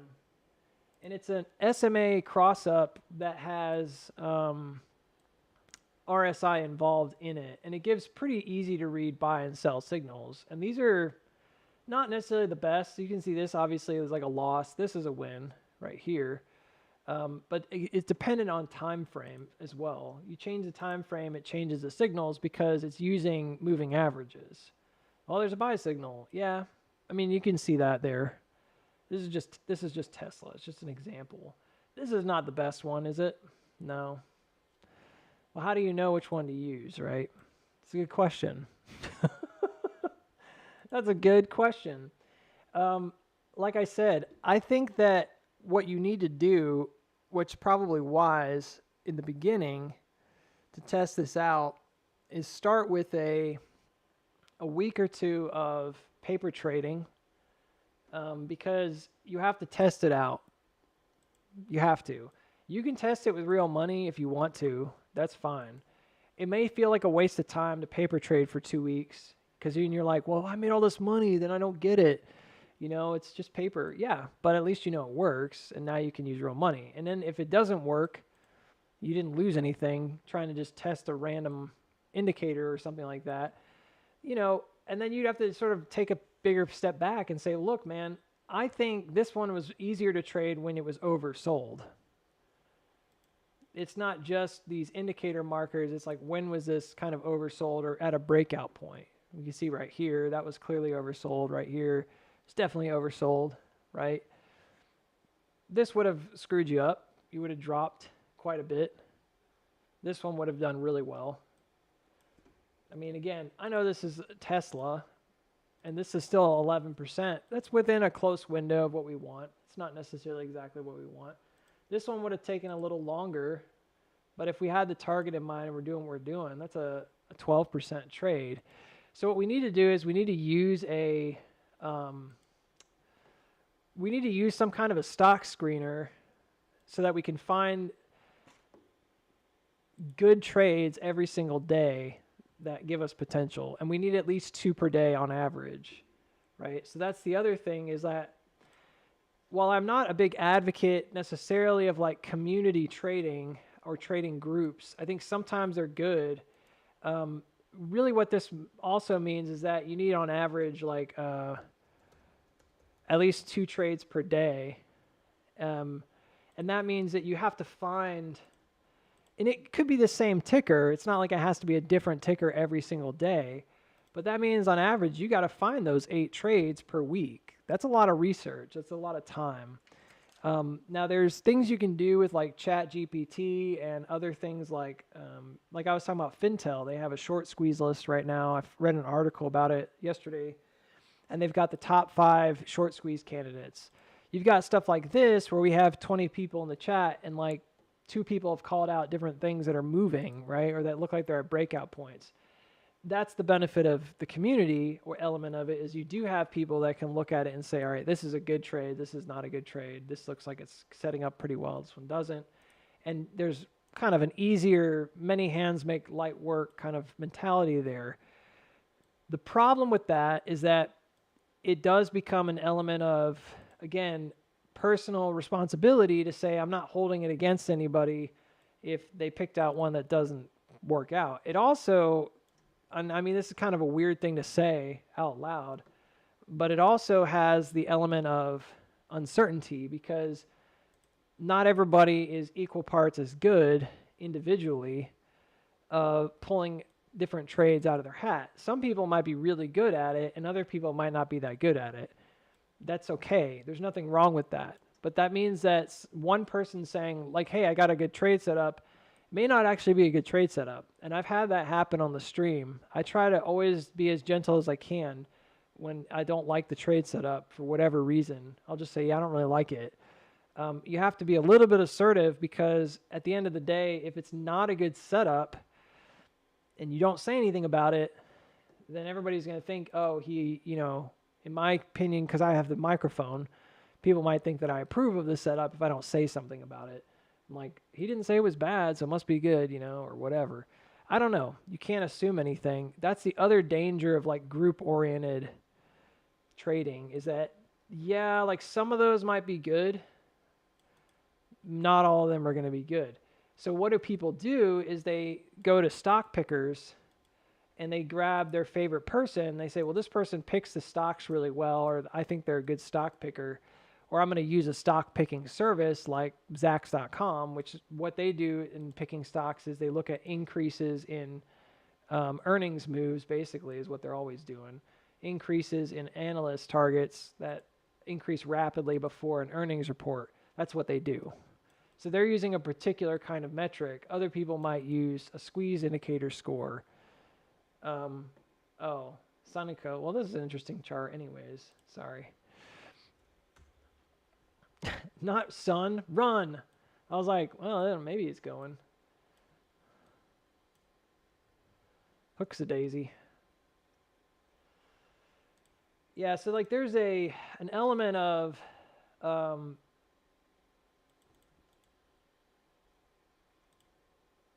uncertainty, I guess, if you use like a community-oriented trading, that you just have to take with a grain of salt. It is what it is. Okay.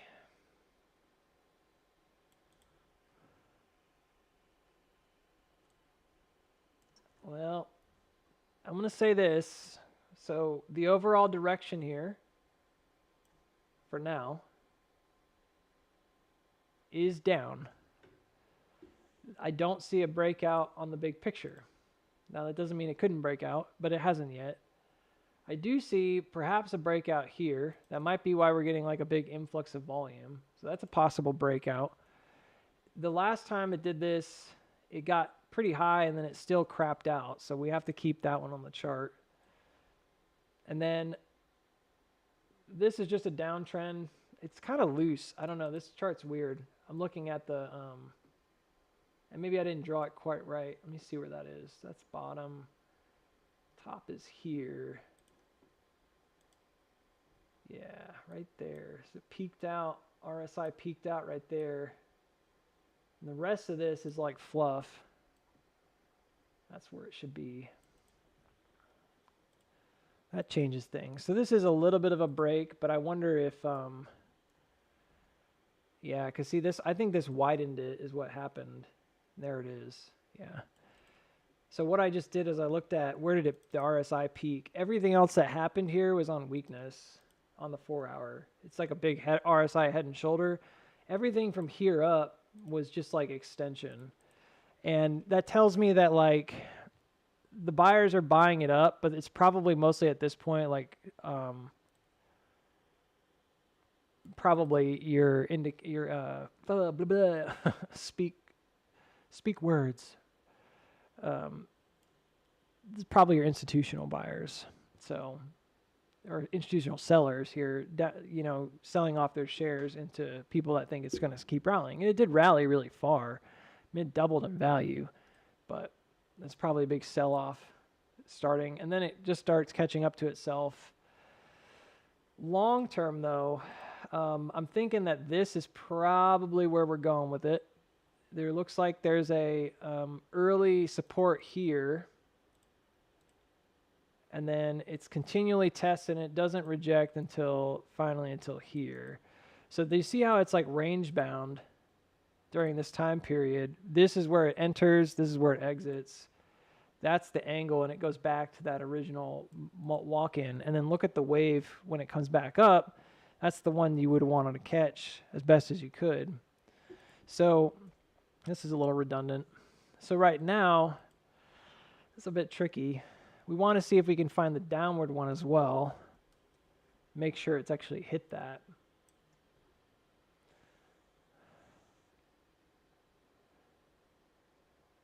It's a tough one.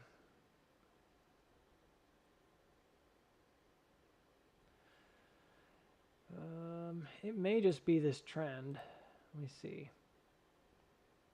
Sometimes it's just the first trend that's created or the second trend that's created. It should have been this, because how do I find that? Let me think.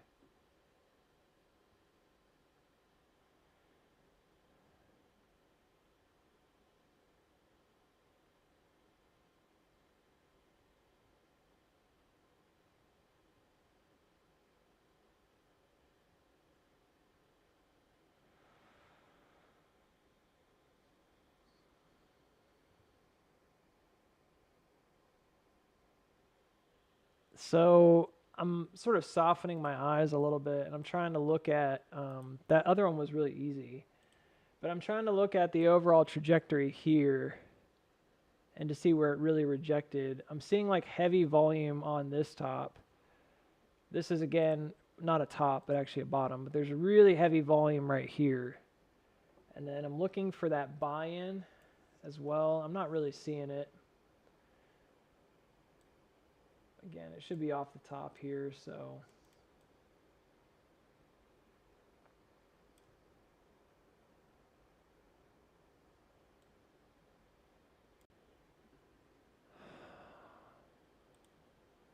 Well, there we go. It should be back now. Yeah, it almost died.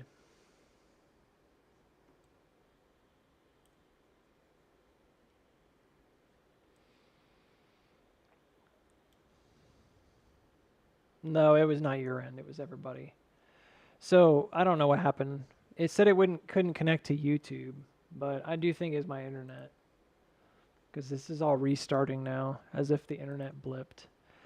I've been noticing that at least my time between like 1 and 2:30, there's always a drop. I don't know what it is, and it's getting really annoying, but there's always a drop.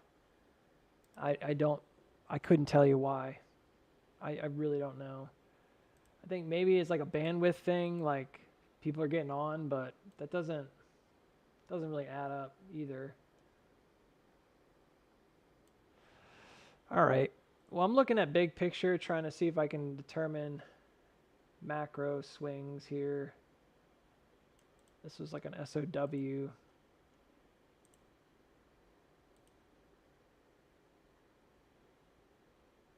Might be almost done with that.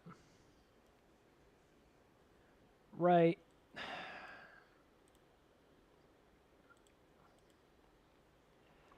Well, it seems pretty obvious that the goal in mind, we didn't even probably need to look that hard for this one. It seems pretty obvious that the goal in mind here was the bottom again, the $4 mark to 350. So this has like a macro rally and then it's dying, it's falling down. Most of its history seems to be a bit down. So yeah, I don't know exactly. I was trying my best to find like where that is, but I'm thinking that based on what we know,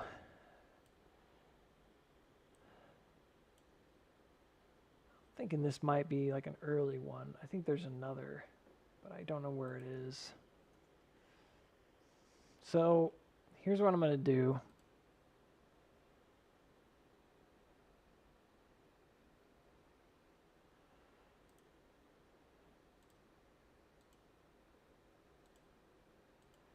So this doesn't go anywhere, and then it goes back up to the top. And then it hasn't come back down yet. It never reached the bottom of the channel again. And now it's actually approaching the top again. I guess it could be running because of how much volume is here and the fact that it's broken out. I'm a little curious because there's a lot of room on the daily, but I'm a little curious about the idea that this didn't go all the way back through. And I'm going to delete some stuff in just a second. I'll show you what I'm talking about.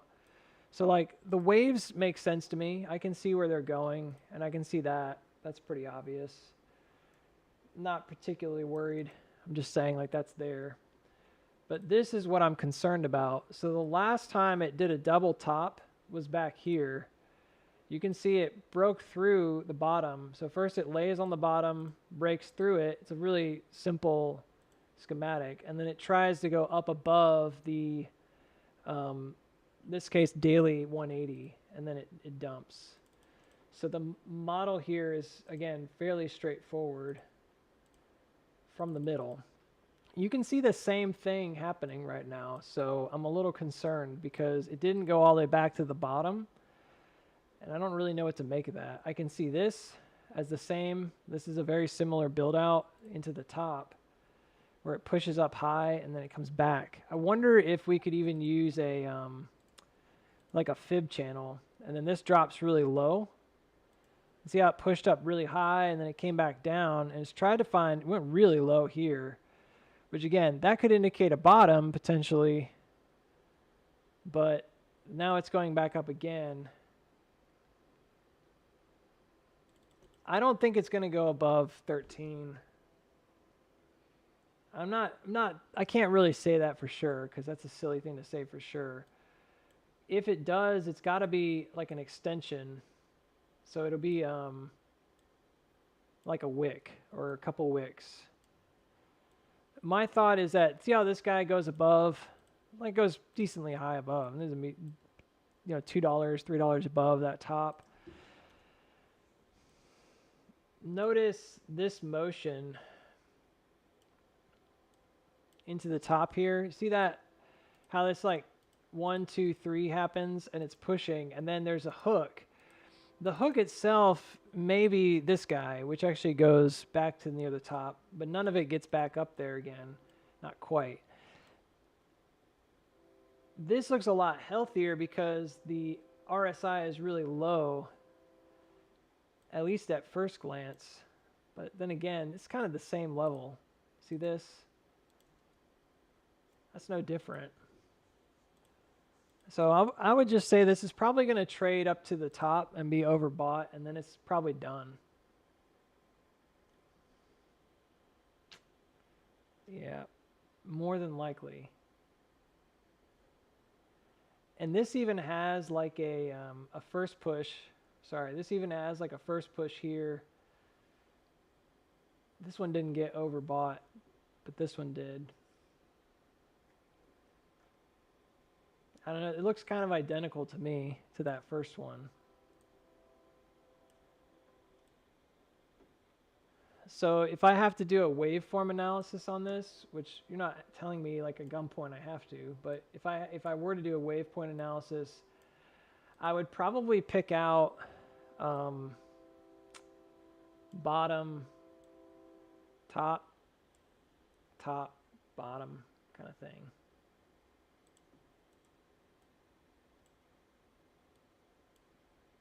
We could estimate it by doing like the middle here. I don't know if it's going to work out. Could try it.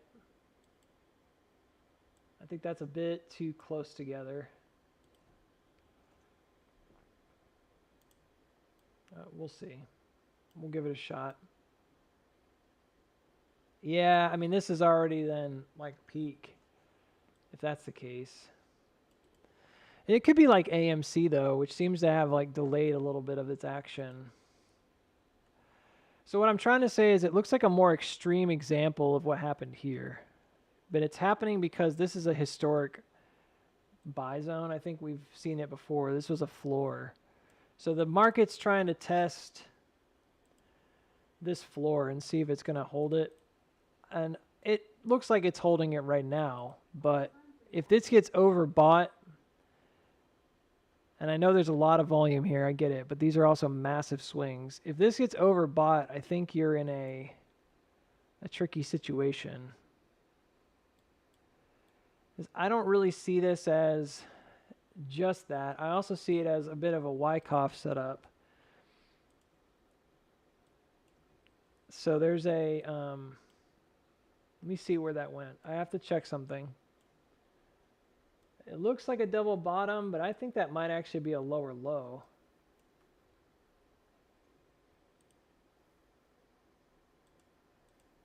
Yeah, I'm thinking that's a lower low right here. That looks like a little bit of weakness then.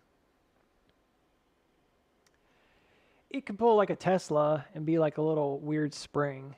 I mean, Tesla did this on its bottom. It went down and made another low. I still think that strength test, that question of like, is it strong, is it not strong? This guy right here, I still think it's a little bit of a weakness, even if it breaks out and runs, 1,000%. Long term, it shows that their sellers are really like not sure, like buyers are not sure about it. They didn't stop it from going lower. And maybe there was something else that needed to be hit there. I don't know. There's a lot of similarity to that right there. It's hard to tell because my chart's messy. This right here.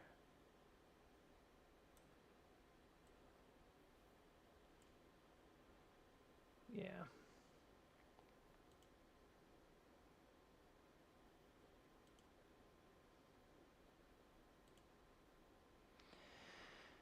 But then again, that test is pretty much the same. So you would see this come up to like maybe 1378.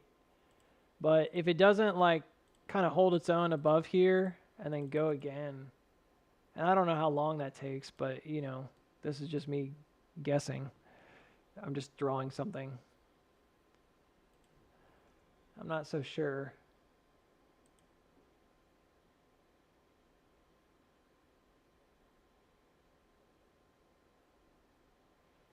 Nah, it's really more about the creek. So this one I think held, but then you're going to have another one right here. It's like higher up because it rose considerably. And it looks like it's testing it right now. So, all right. So on the one hand, lots of volume here. That's good. On the other hand, I don't think this is gone unless it breaks out up here. I don't think you would say this is rocketing anywhere. And it might happen really fast, but that's where I would sort of stand on it and try to hold my ground. You can see that it's already set up that way to a degree. It's the complicated nature of like the fact that this came down lower means that you have a possible weakness, and this then becomes like a 1 with a 1-2 in the middle. It's essentially like a caddy or double top. So you have a 1, and then it jumped the creek, which is great, but then it goes up again, and this could easily be like a secondary distribution. The example that I probably use is right next to it, which is right here. This is essentially just a creek jump.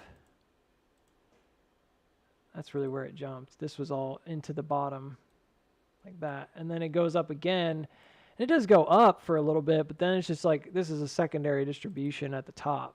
It doesn't look that different to me, except for the volume. That's what I'm trying to say, which is good. I don't see anything like there's a heavy volume bottom, which is great. That might indicate a spring. So yeah, so this could be like a phase B bottom here, and as long as this holds above, it's good.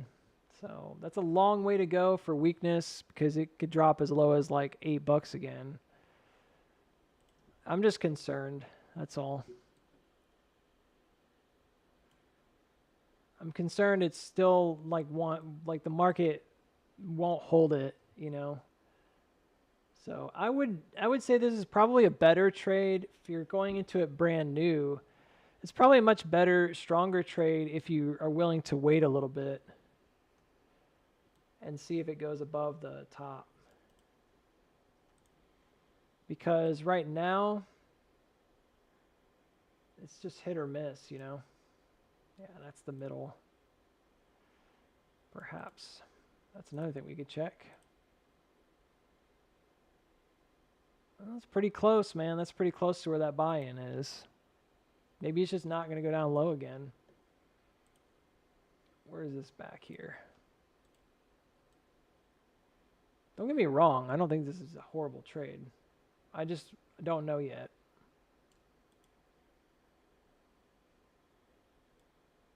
Yeah, I think this held up pretty well right there. So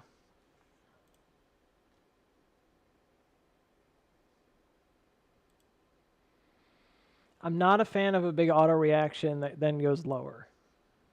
I'll just leave it at that. And I think there could be a possible distribution at 13.5.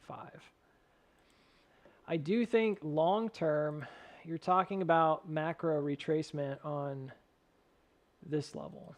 So that's a 50% retracement. But I'm also noticing here, and you can see what I did, is that where it crossed this, look at where it goes to. So even though this is like a really high volume buy-in, and it is in the right timing, it didn't go low enough. So I'm not convinced just yet that the market, at least in the like longer term, the market by 2026 might take this right back down this way and try again. And it may not be successful long term in pushing it to the bottom of the channel ever again, but it certainly could push it back down to this previous low. We don't know what we don't know. Like, it's easy to look at it and say, oh, it's a spring, but it's a violent action, lots of volume, looks like a spring. But at the same time, I'm like, meh. This is kind of a tough one. There's a lot of indication of possible downside. So I think it's bullish probably through September, like everything else. It probably runs up to 13.9 or somewhere around there. I would be surprised if it didn't hit 1390. But then I'd be really concerned that it's basically just going to go into like a downward cycle. So I'm not looking at EMAs really. This is the daily 180. It's above it. But it's gotten above it every time this thing's run up to the top. So where's the actually good buy-in? The good buy-in for something like this is sort of a, it's proof in the pudding type deal. Like you have to have that, and I guess there's another one out in October. You have to have that break above this trend without weakness. It can't be like oversold there. So there have to be like a chill out first. Again, maybe for a week or so, and then break. I'm on the daily. It's not like I'm on a low time frame. I'm sure weekly looks a little different. But yeah, you wouldn't want it to be like really oversold when it's trying to peak here at like 1380. And then once it gets above this, there's a decent chance it runs up pretty far. It should have another move if it's really going to do that in one go, which is, again, a lot. That's a 44% move. Generally thinking that that's not that likely, but who knows? Maybe it's squeezing.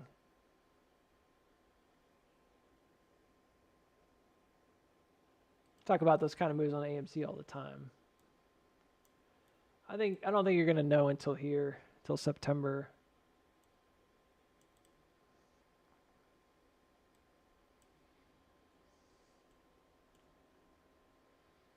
Yeah, and then this is a long-term support, so it looks like gap up to 1682, this level. So I think you'll find out right here if it's going to go again. You know, that's not bad. That's still a decent move for now. You're talking about 26% or something like that, or 20%. Those are the kind of moves we were talking about. So that's exactly what we were talking about. Dan asked if SPY retrace is good. It's fine. I didn't really spend too much time on it today. I looked at it briefly, and it was, at the time I looked at it, it was above the trend. But this doesn't really matter. Like, I know it sounds weird, but like the way I look at a wave like this is that it's already in a potential top because the volume's been kind of so-so. And so I was like looking at it like, kind of looks like it's going to correct. There was a gap down pretty low here, but at this point, the other question I would ask is like, could it come back down without hitting a new low?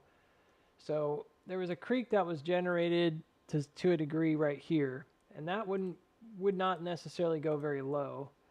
I think you could see it come back down to like 630, which is where this took off the first time, this area.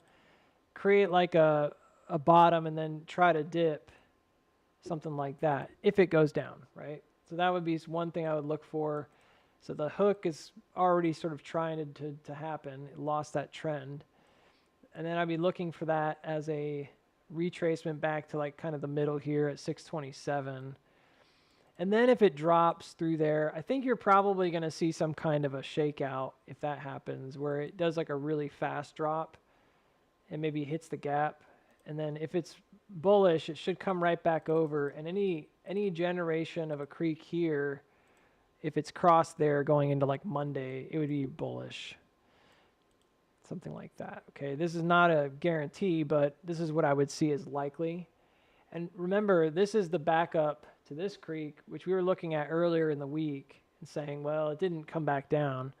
So this is like a buy-in that's also a sell-off. It's on slippery slope.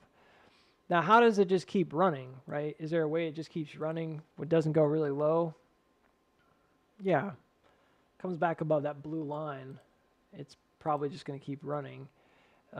This represents, again, like a widening right here, locally, this guy. And then it's the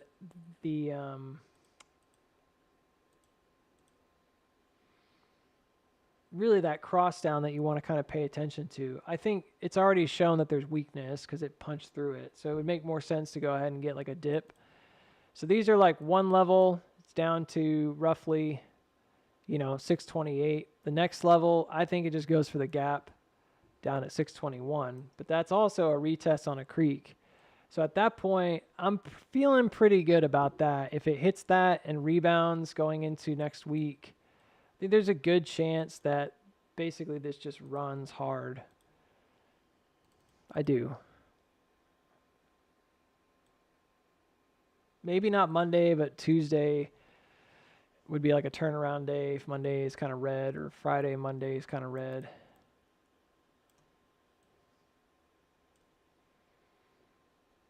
Because this already jumped above a creek right here. So I'm thinking like this is just a retest.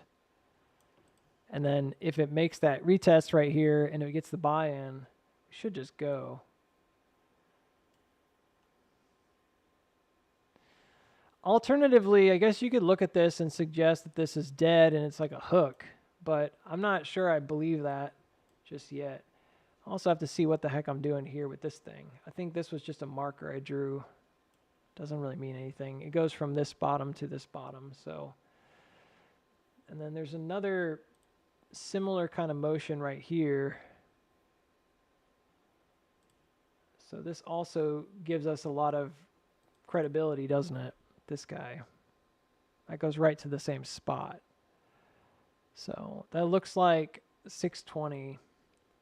And then looks like it would potentially run up again.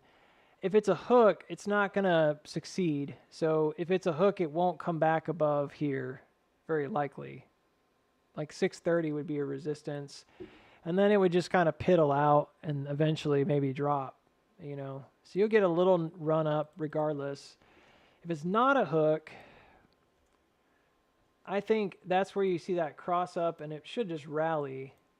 And I think that's where this thing goes really fast. I have it over here like, but it doesn't really matter where it is. Into the 30th, I think it could rally pretty far. We'll see.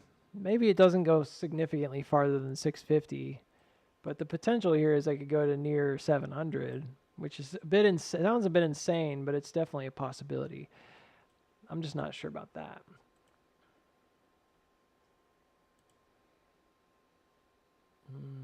I think it's going to be,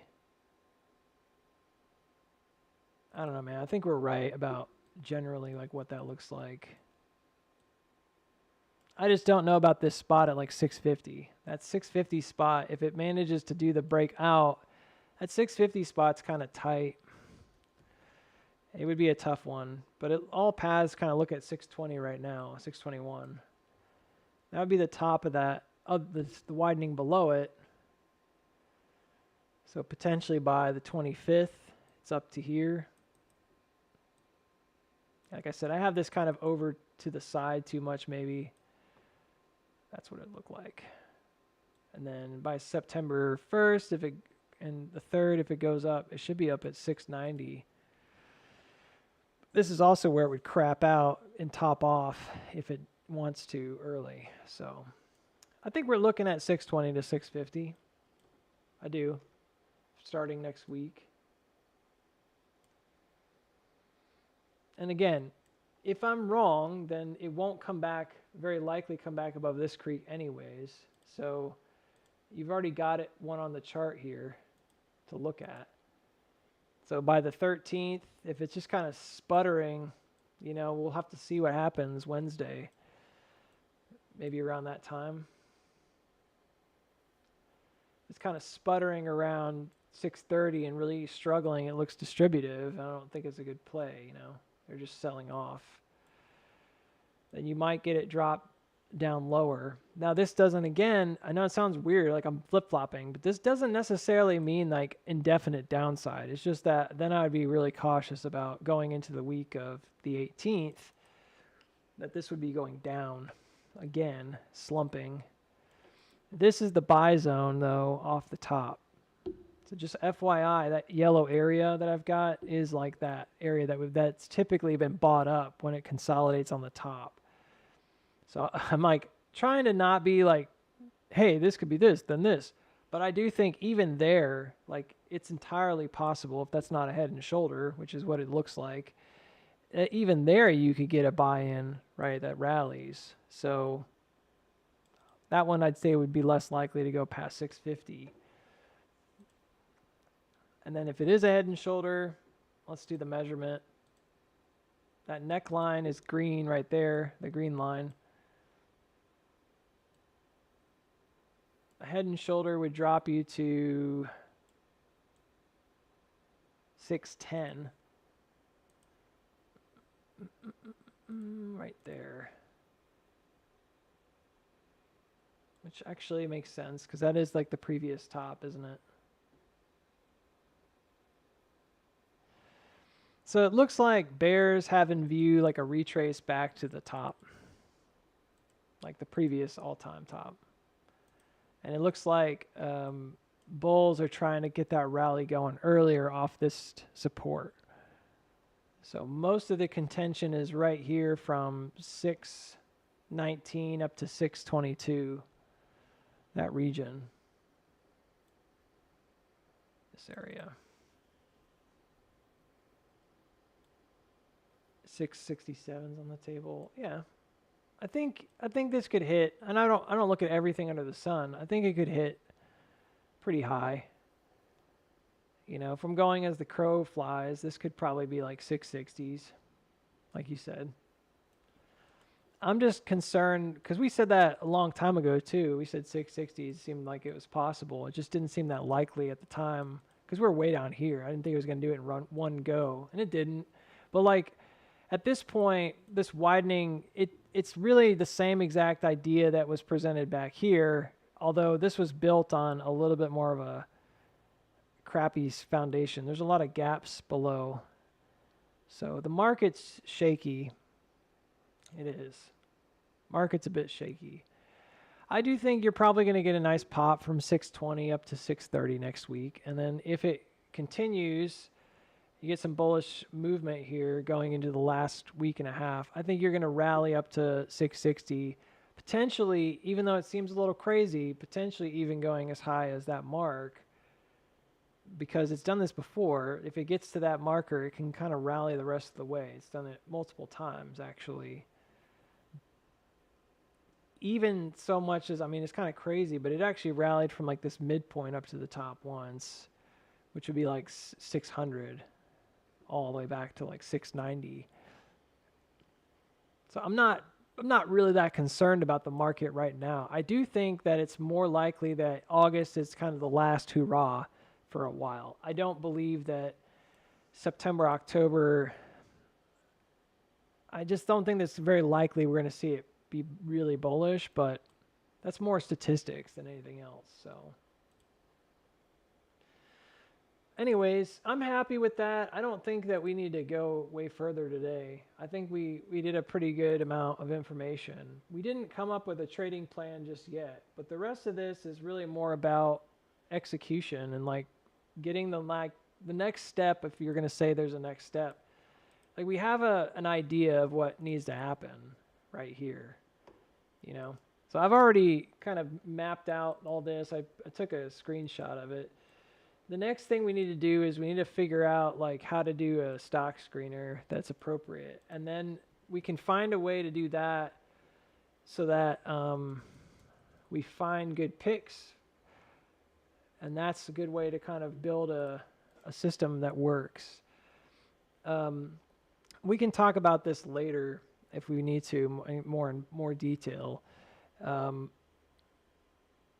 So the idea here is that if we were to do this successfully, that it's possible that within about 15, maybe more, because who knows, you had some bad weeks, but in the 15 to like, let's say 20 weeks, you could go from, in theory, if the math works and you have good trades and your system works, you go from 50 to a million. It's just numbers.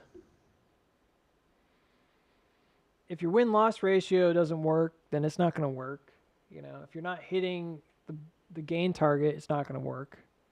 It's going to take longer. If you're going over your loss target, it's not going to work. It's going to take longer. It may even not work at all, and you lose money. And you never know. If the market's sour and you don't get the right trades, you could just lose and just not have a good setup. So I like the idea of using certain things. Like I like the idea of trend reversals on the 4-hour. I like divergence on the 4-hour because it's confirming that there's a bigger turn that might happen. That usually gives you a bigger move. I like oversold indicators like an RSI. I like A Bollinger Band extension, those are good. I like having EMA crosses and the low to high time frame kind of cross ups. Those are good. A lot of people use those, and I think they're pretty effective for a quick swing. The big thing here is going to be like when you do anything like this is like finding the right trade and being early, and that's going to require a lot of early morning trading. It's not that we don't ever see rallies in the afternoon, we do, but the dominant time of the day is always the opening, almost always, unless the stock is just going crazy. It's almost always the beginning of the day. So most of the time, early in the day is going to be better, right? And that means you have to get up and you have to have that on tap. And so anything in your box needs to be something that fits that criteria. When we talk about low floats, we're really talking about like, we want to get like maybe at most $10 a share, because at least in the beginning, because you don't want to be in a situation where you're having to put, again, all of your money in one thing, because we need to have it separated. So by default, if we're talking about starting with, we were talking about it because that's just the way we did it, but if you're talking about starting with like $50 per trade, you can't trade something that's more than $50 per share. But even that, it's like you probably don't want just one share most of the time. I mean, percentages don't care, so it really wouldn't matter if it's going to run. But the lower the float, in this case, the better. I was even like $2 to $10 or even lower. But you got to be careful with some of these. Some of these are really bad stocks, you know, they're in a bad situation. 50 over under the 200 on the 15 minute. See, that's a good one. I'll put it down. Is that an SMA? Is an EMA? 50 over or under 200. That's like the golden cross.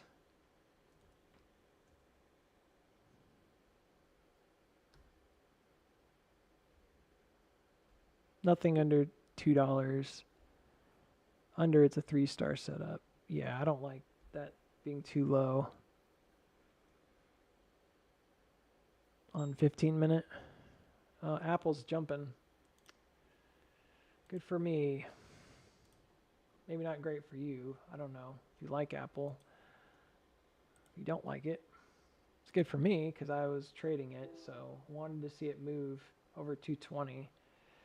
I still think it could have some downside here. It's getting to about be overbought, but that was a pretty easy swing. I'm still disappointed about earnings, but at least it came back up. That was a patience issue for me, just waiting for it to kind of make its move. We'll see. There's a lot of potential for Apple, but I wouldn't be super surprised if it doesn't pan out. Apple's very volatile because of the tariff stuff, China stuff. Anytime there's like bad news about China or tariffs, Apple's been kind of crapped on. So this is good. It looks like it came above that, which is good. It's holding. That's what needs to happen. Maybe this won't come back down to that creek. It just holds and goes. I think it could potentially be at 250 by end of August. So it's really behind. And we've been talking about this for a while. I told you guys I liked it. I didn't think it was a flag or bear flag. I thought it was a buying opportunity back here at 195. And all it's done is made a higher low on an M cross. So if it manages to push, the next one up is really way up here. It's really high. It's really far.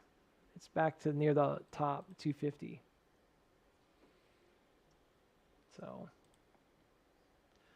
yeah, there's other ones. Like I like the 6-minute RSI trading indicator that I made. That, again, gives me a pretty high ratio.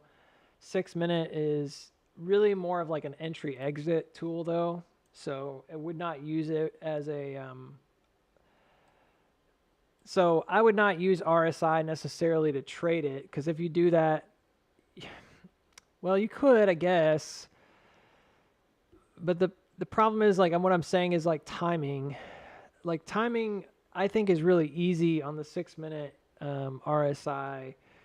At it's really the rule is at 33 or over 67 because it goes 30-70. So if it dips below 30 and support over 33 versus pop over 70 and reject under 67.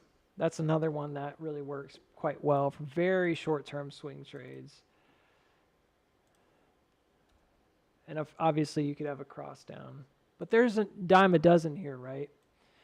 What we would need to do is create a stock screener that just gives us the right stocks to begin with. And then you move from that to evaluating those stocks and using the charting methodology that you choose to use.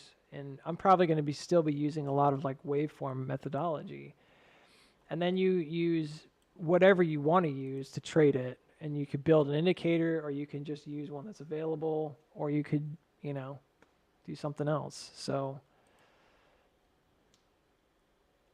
my point is that I'm at this place where if I don't make this work, and I've talked about it before, I'm doing something else. Like I have to. We're fine in a short-term sense financially in my household. I'm comfortable enough just saying that. But there's so many things that we're looking at, and I'm like, there's just no future without kind of an excess of income. Like you have to have something to put away. And then an emergency fund and those kind of situations, those things evaporate like that. So for my financial planning purposes, like I'm not making enough. I'm making enough to cover expenses. That's fine. That's living. But that's not all I want to do the rest of my life. And I also don't want to do, I don't want my kiddo to have to, want when he goes to college and all that stuff. There's no excuse. We have one child. I'm not saying everything should be handed to him on a silver platter. That's not my philosophy in life. But the government sure as heck ain't going to help anybody, with student loans anymore. Yeah, I mean, so there's no future in that, and the education costs aren't going to come down. I'd be very surprised if anybody could work their way through a college degree and not have loans. It seems impossible. So we'll see. Maybe he won't go to college and it won't matter, but I'll give him something when I pass away, right? Eventually. So I really want to be forward thinking with this. And though this is a bit difficult because I think that most people won't want to do it. Most people, including myself, we lack some discipline in different areas in life.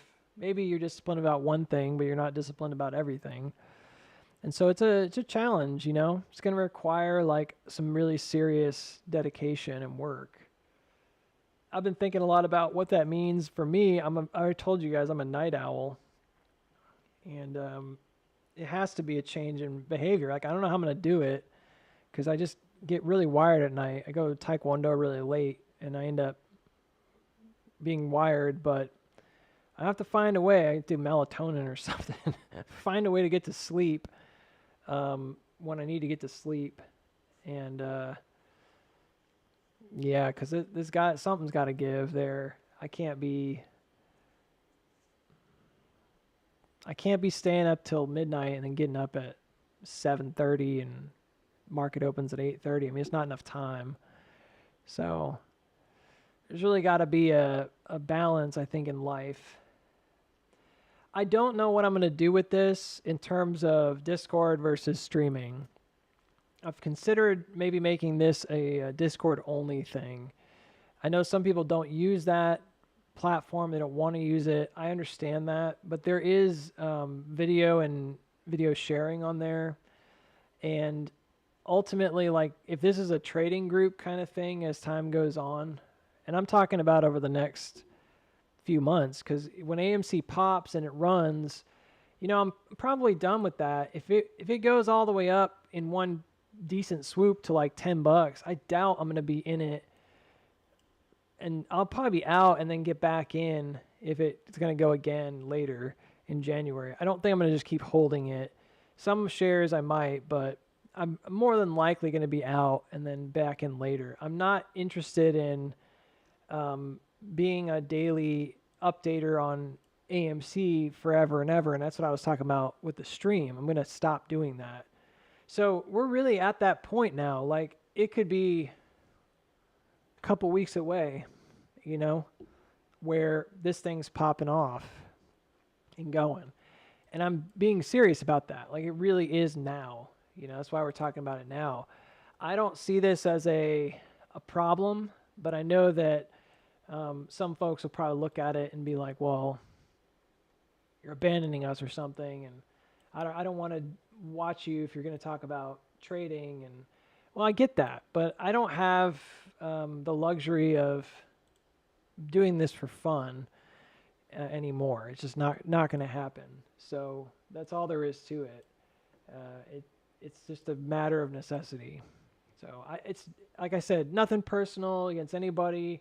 It's really nothing personal either for me, like in terms of like, oh, I just hate doing this or something. I do not hate doing it. I like doing it.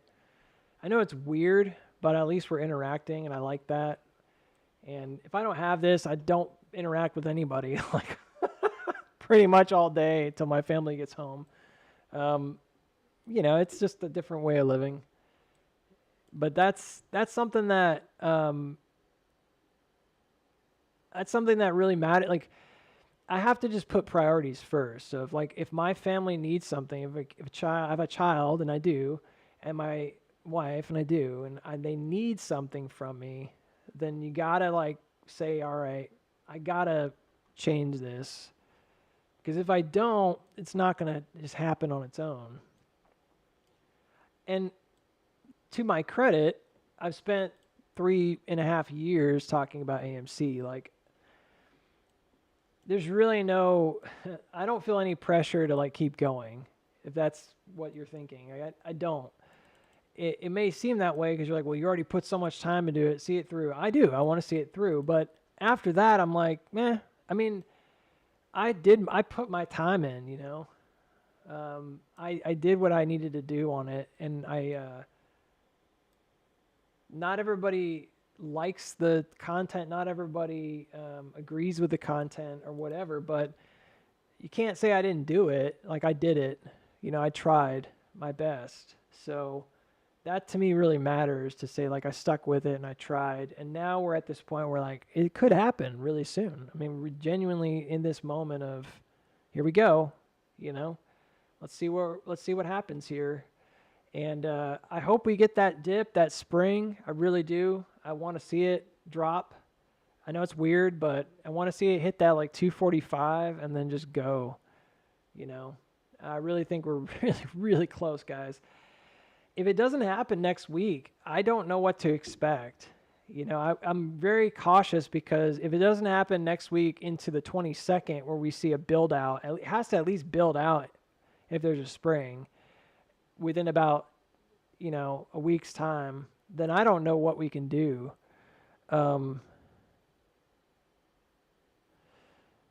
Yeah, man, I know you've been here the whole time, Heel Toe. You used to have a different name. Reese. So I get it, man. I'm with you. I feel the same way. I'm not trying to be overly sentimental or gross or weird, but I feel the same way towards the people that have stayed with me through thick and thin. There's been a lot of stuff that's happened in the last few years, so I feel the same way. I don't want to just stop, but it has to change. So I may still do updates, but it won't be like every day. You know, and I think that the stream, if it's going to be an active thing, has to be about trading. And it has to be about participation in trading. So that to me means a lot, you know, that there's people that have been here the whole time. And I don't want to make it sound like it doesn't mean a lot. There's also people that have supported me financially, like with gifts and subscriptions and other things. I get it. I have no hard feelings towards anybody, and I don't want them to feel bad about it. about supporting me, in retrospect, because I didn't stick with it as long as they wanted, but it happens. This is just life. This is just living life. So, um, yeah, and you got to do what you got to do. We've had people come and go, and I know that probably hundreds and hundreds of people that were here in the beginning are not here anymore. It may surprise you guys who are newer, but I used to get like 1 to 200 on a stream. But the idea of that was really based more on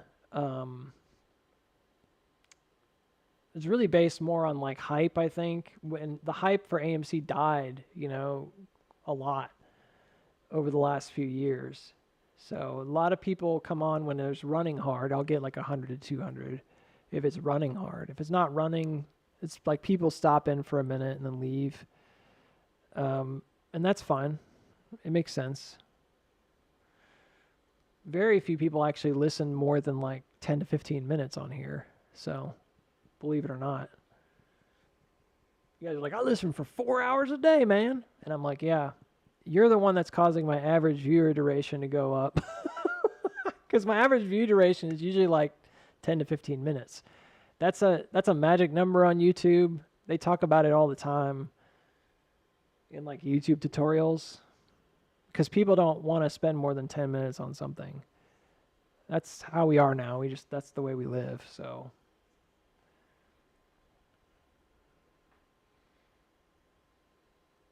yeah. But I'm not going to also get sappy every single day. I'm just telling you guys that like this is coming up very soon. I made an announcement about it a few days ago.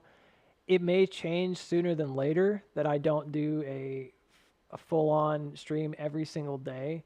When the stock goes, whenever this happens, I'll be on, But then when it kind of goes into the settling here, I'm probably going to like chill a bit. It's going to take a couple months and probably ease off, only do it a couple times a week or something. And then when it really goes again, which is what my expectations are, we'll see if they're met. Then I will come on again, and then that's probably the end. That's why I was saying January. So I'm thinking like still pretty active right now. I'll stay active, and then this is where I really need to start transitioning to something else, for sure within the next month or so, and then a different style of trading, and then possibly even a second job because there's other things I can do when I'm not trading. So having a second job might be nice. Something I can do like in the afternoons and evenings even at times. So those are things I want to focus on, and I think that it's going to be good, if the trading works out, then I'll stick with it. If I somehow can do a 20-week run from 50 to $1 million, like I'm probably not going to get a second job, I can come back and even stream, from time to time more often. But that's a big what if. I mean, you're talking about how many people have said they're going to set out to make $1 million in the market and actually done it. It's probably a pretty small number of people that have actually done that. So, pretty small number.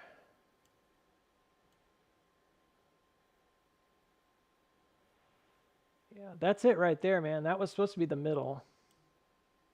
August 4th. We're past that date. I'm not overly concerned about it because it didn't cross down until and hook until like here, which is really August 16th or 19th. This is like the first way I measured this out. Now we've measured it other ways by doing like more purposeful like wave patterns and stuff, but even the first time we measured it out, it was like it's the 6th, August 6th or whatever through the 20th. So like we're there.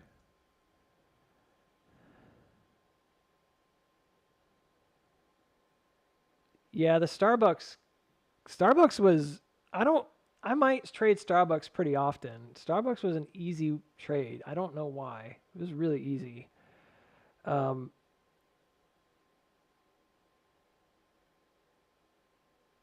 Flipping secondhand products. Yeah. I could do that.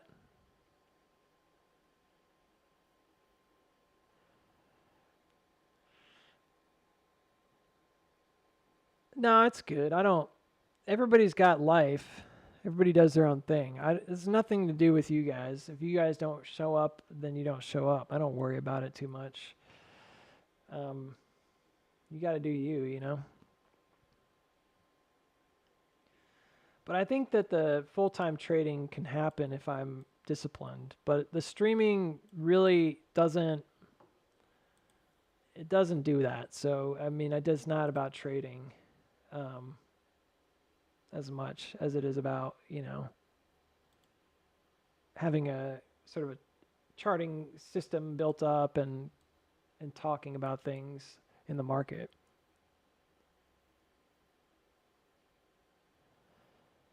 Made 300 pounds, I think, euros, just talking,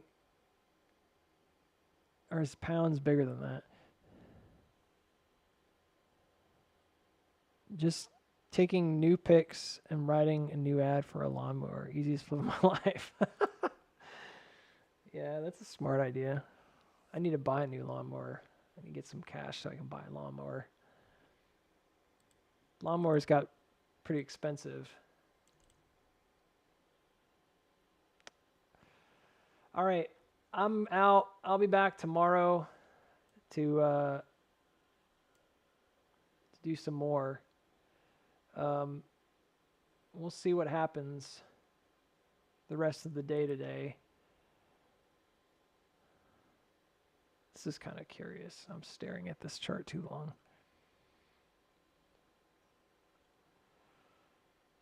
Yeah, I wonder.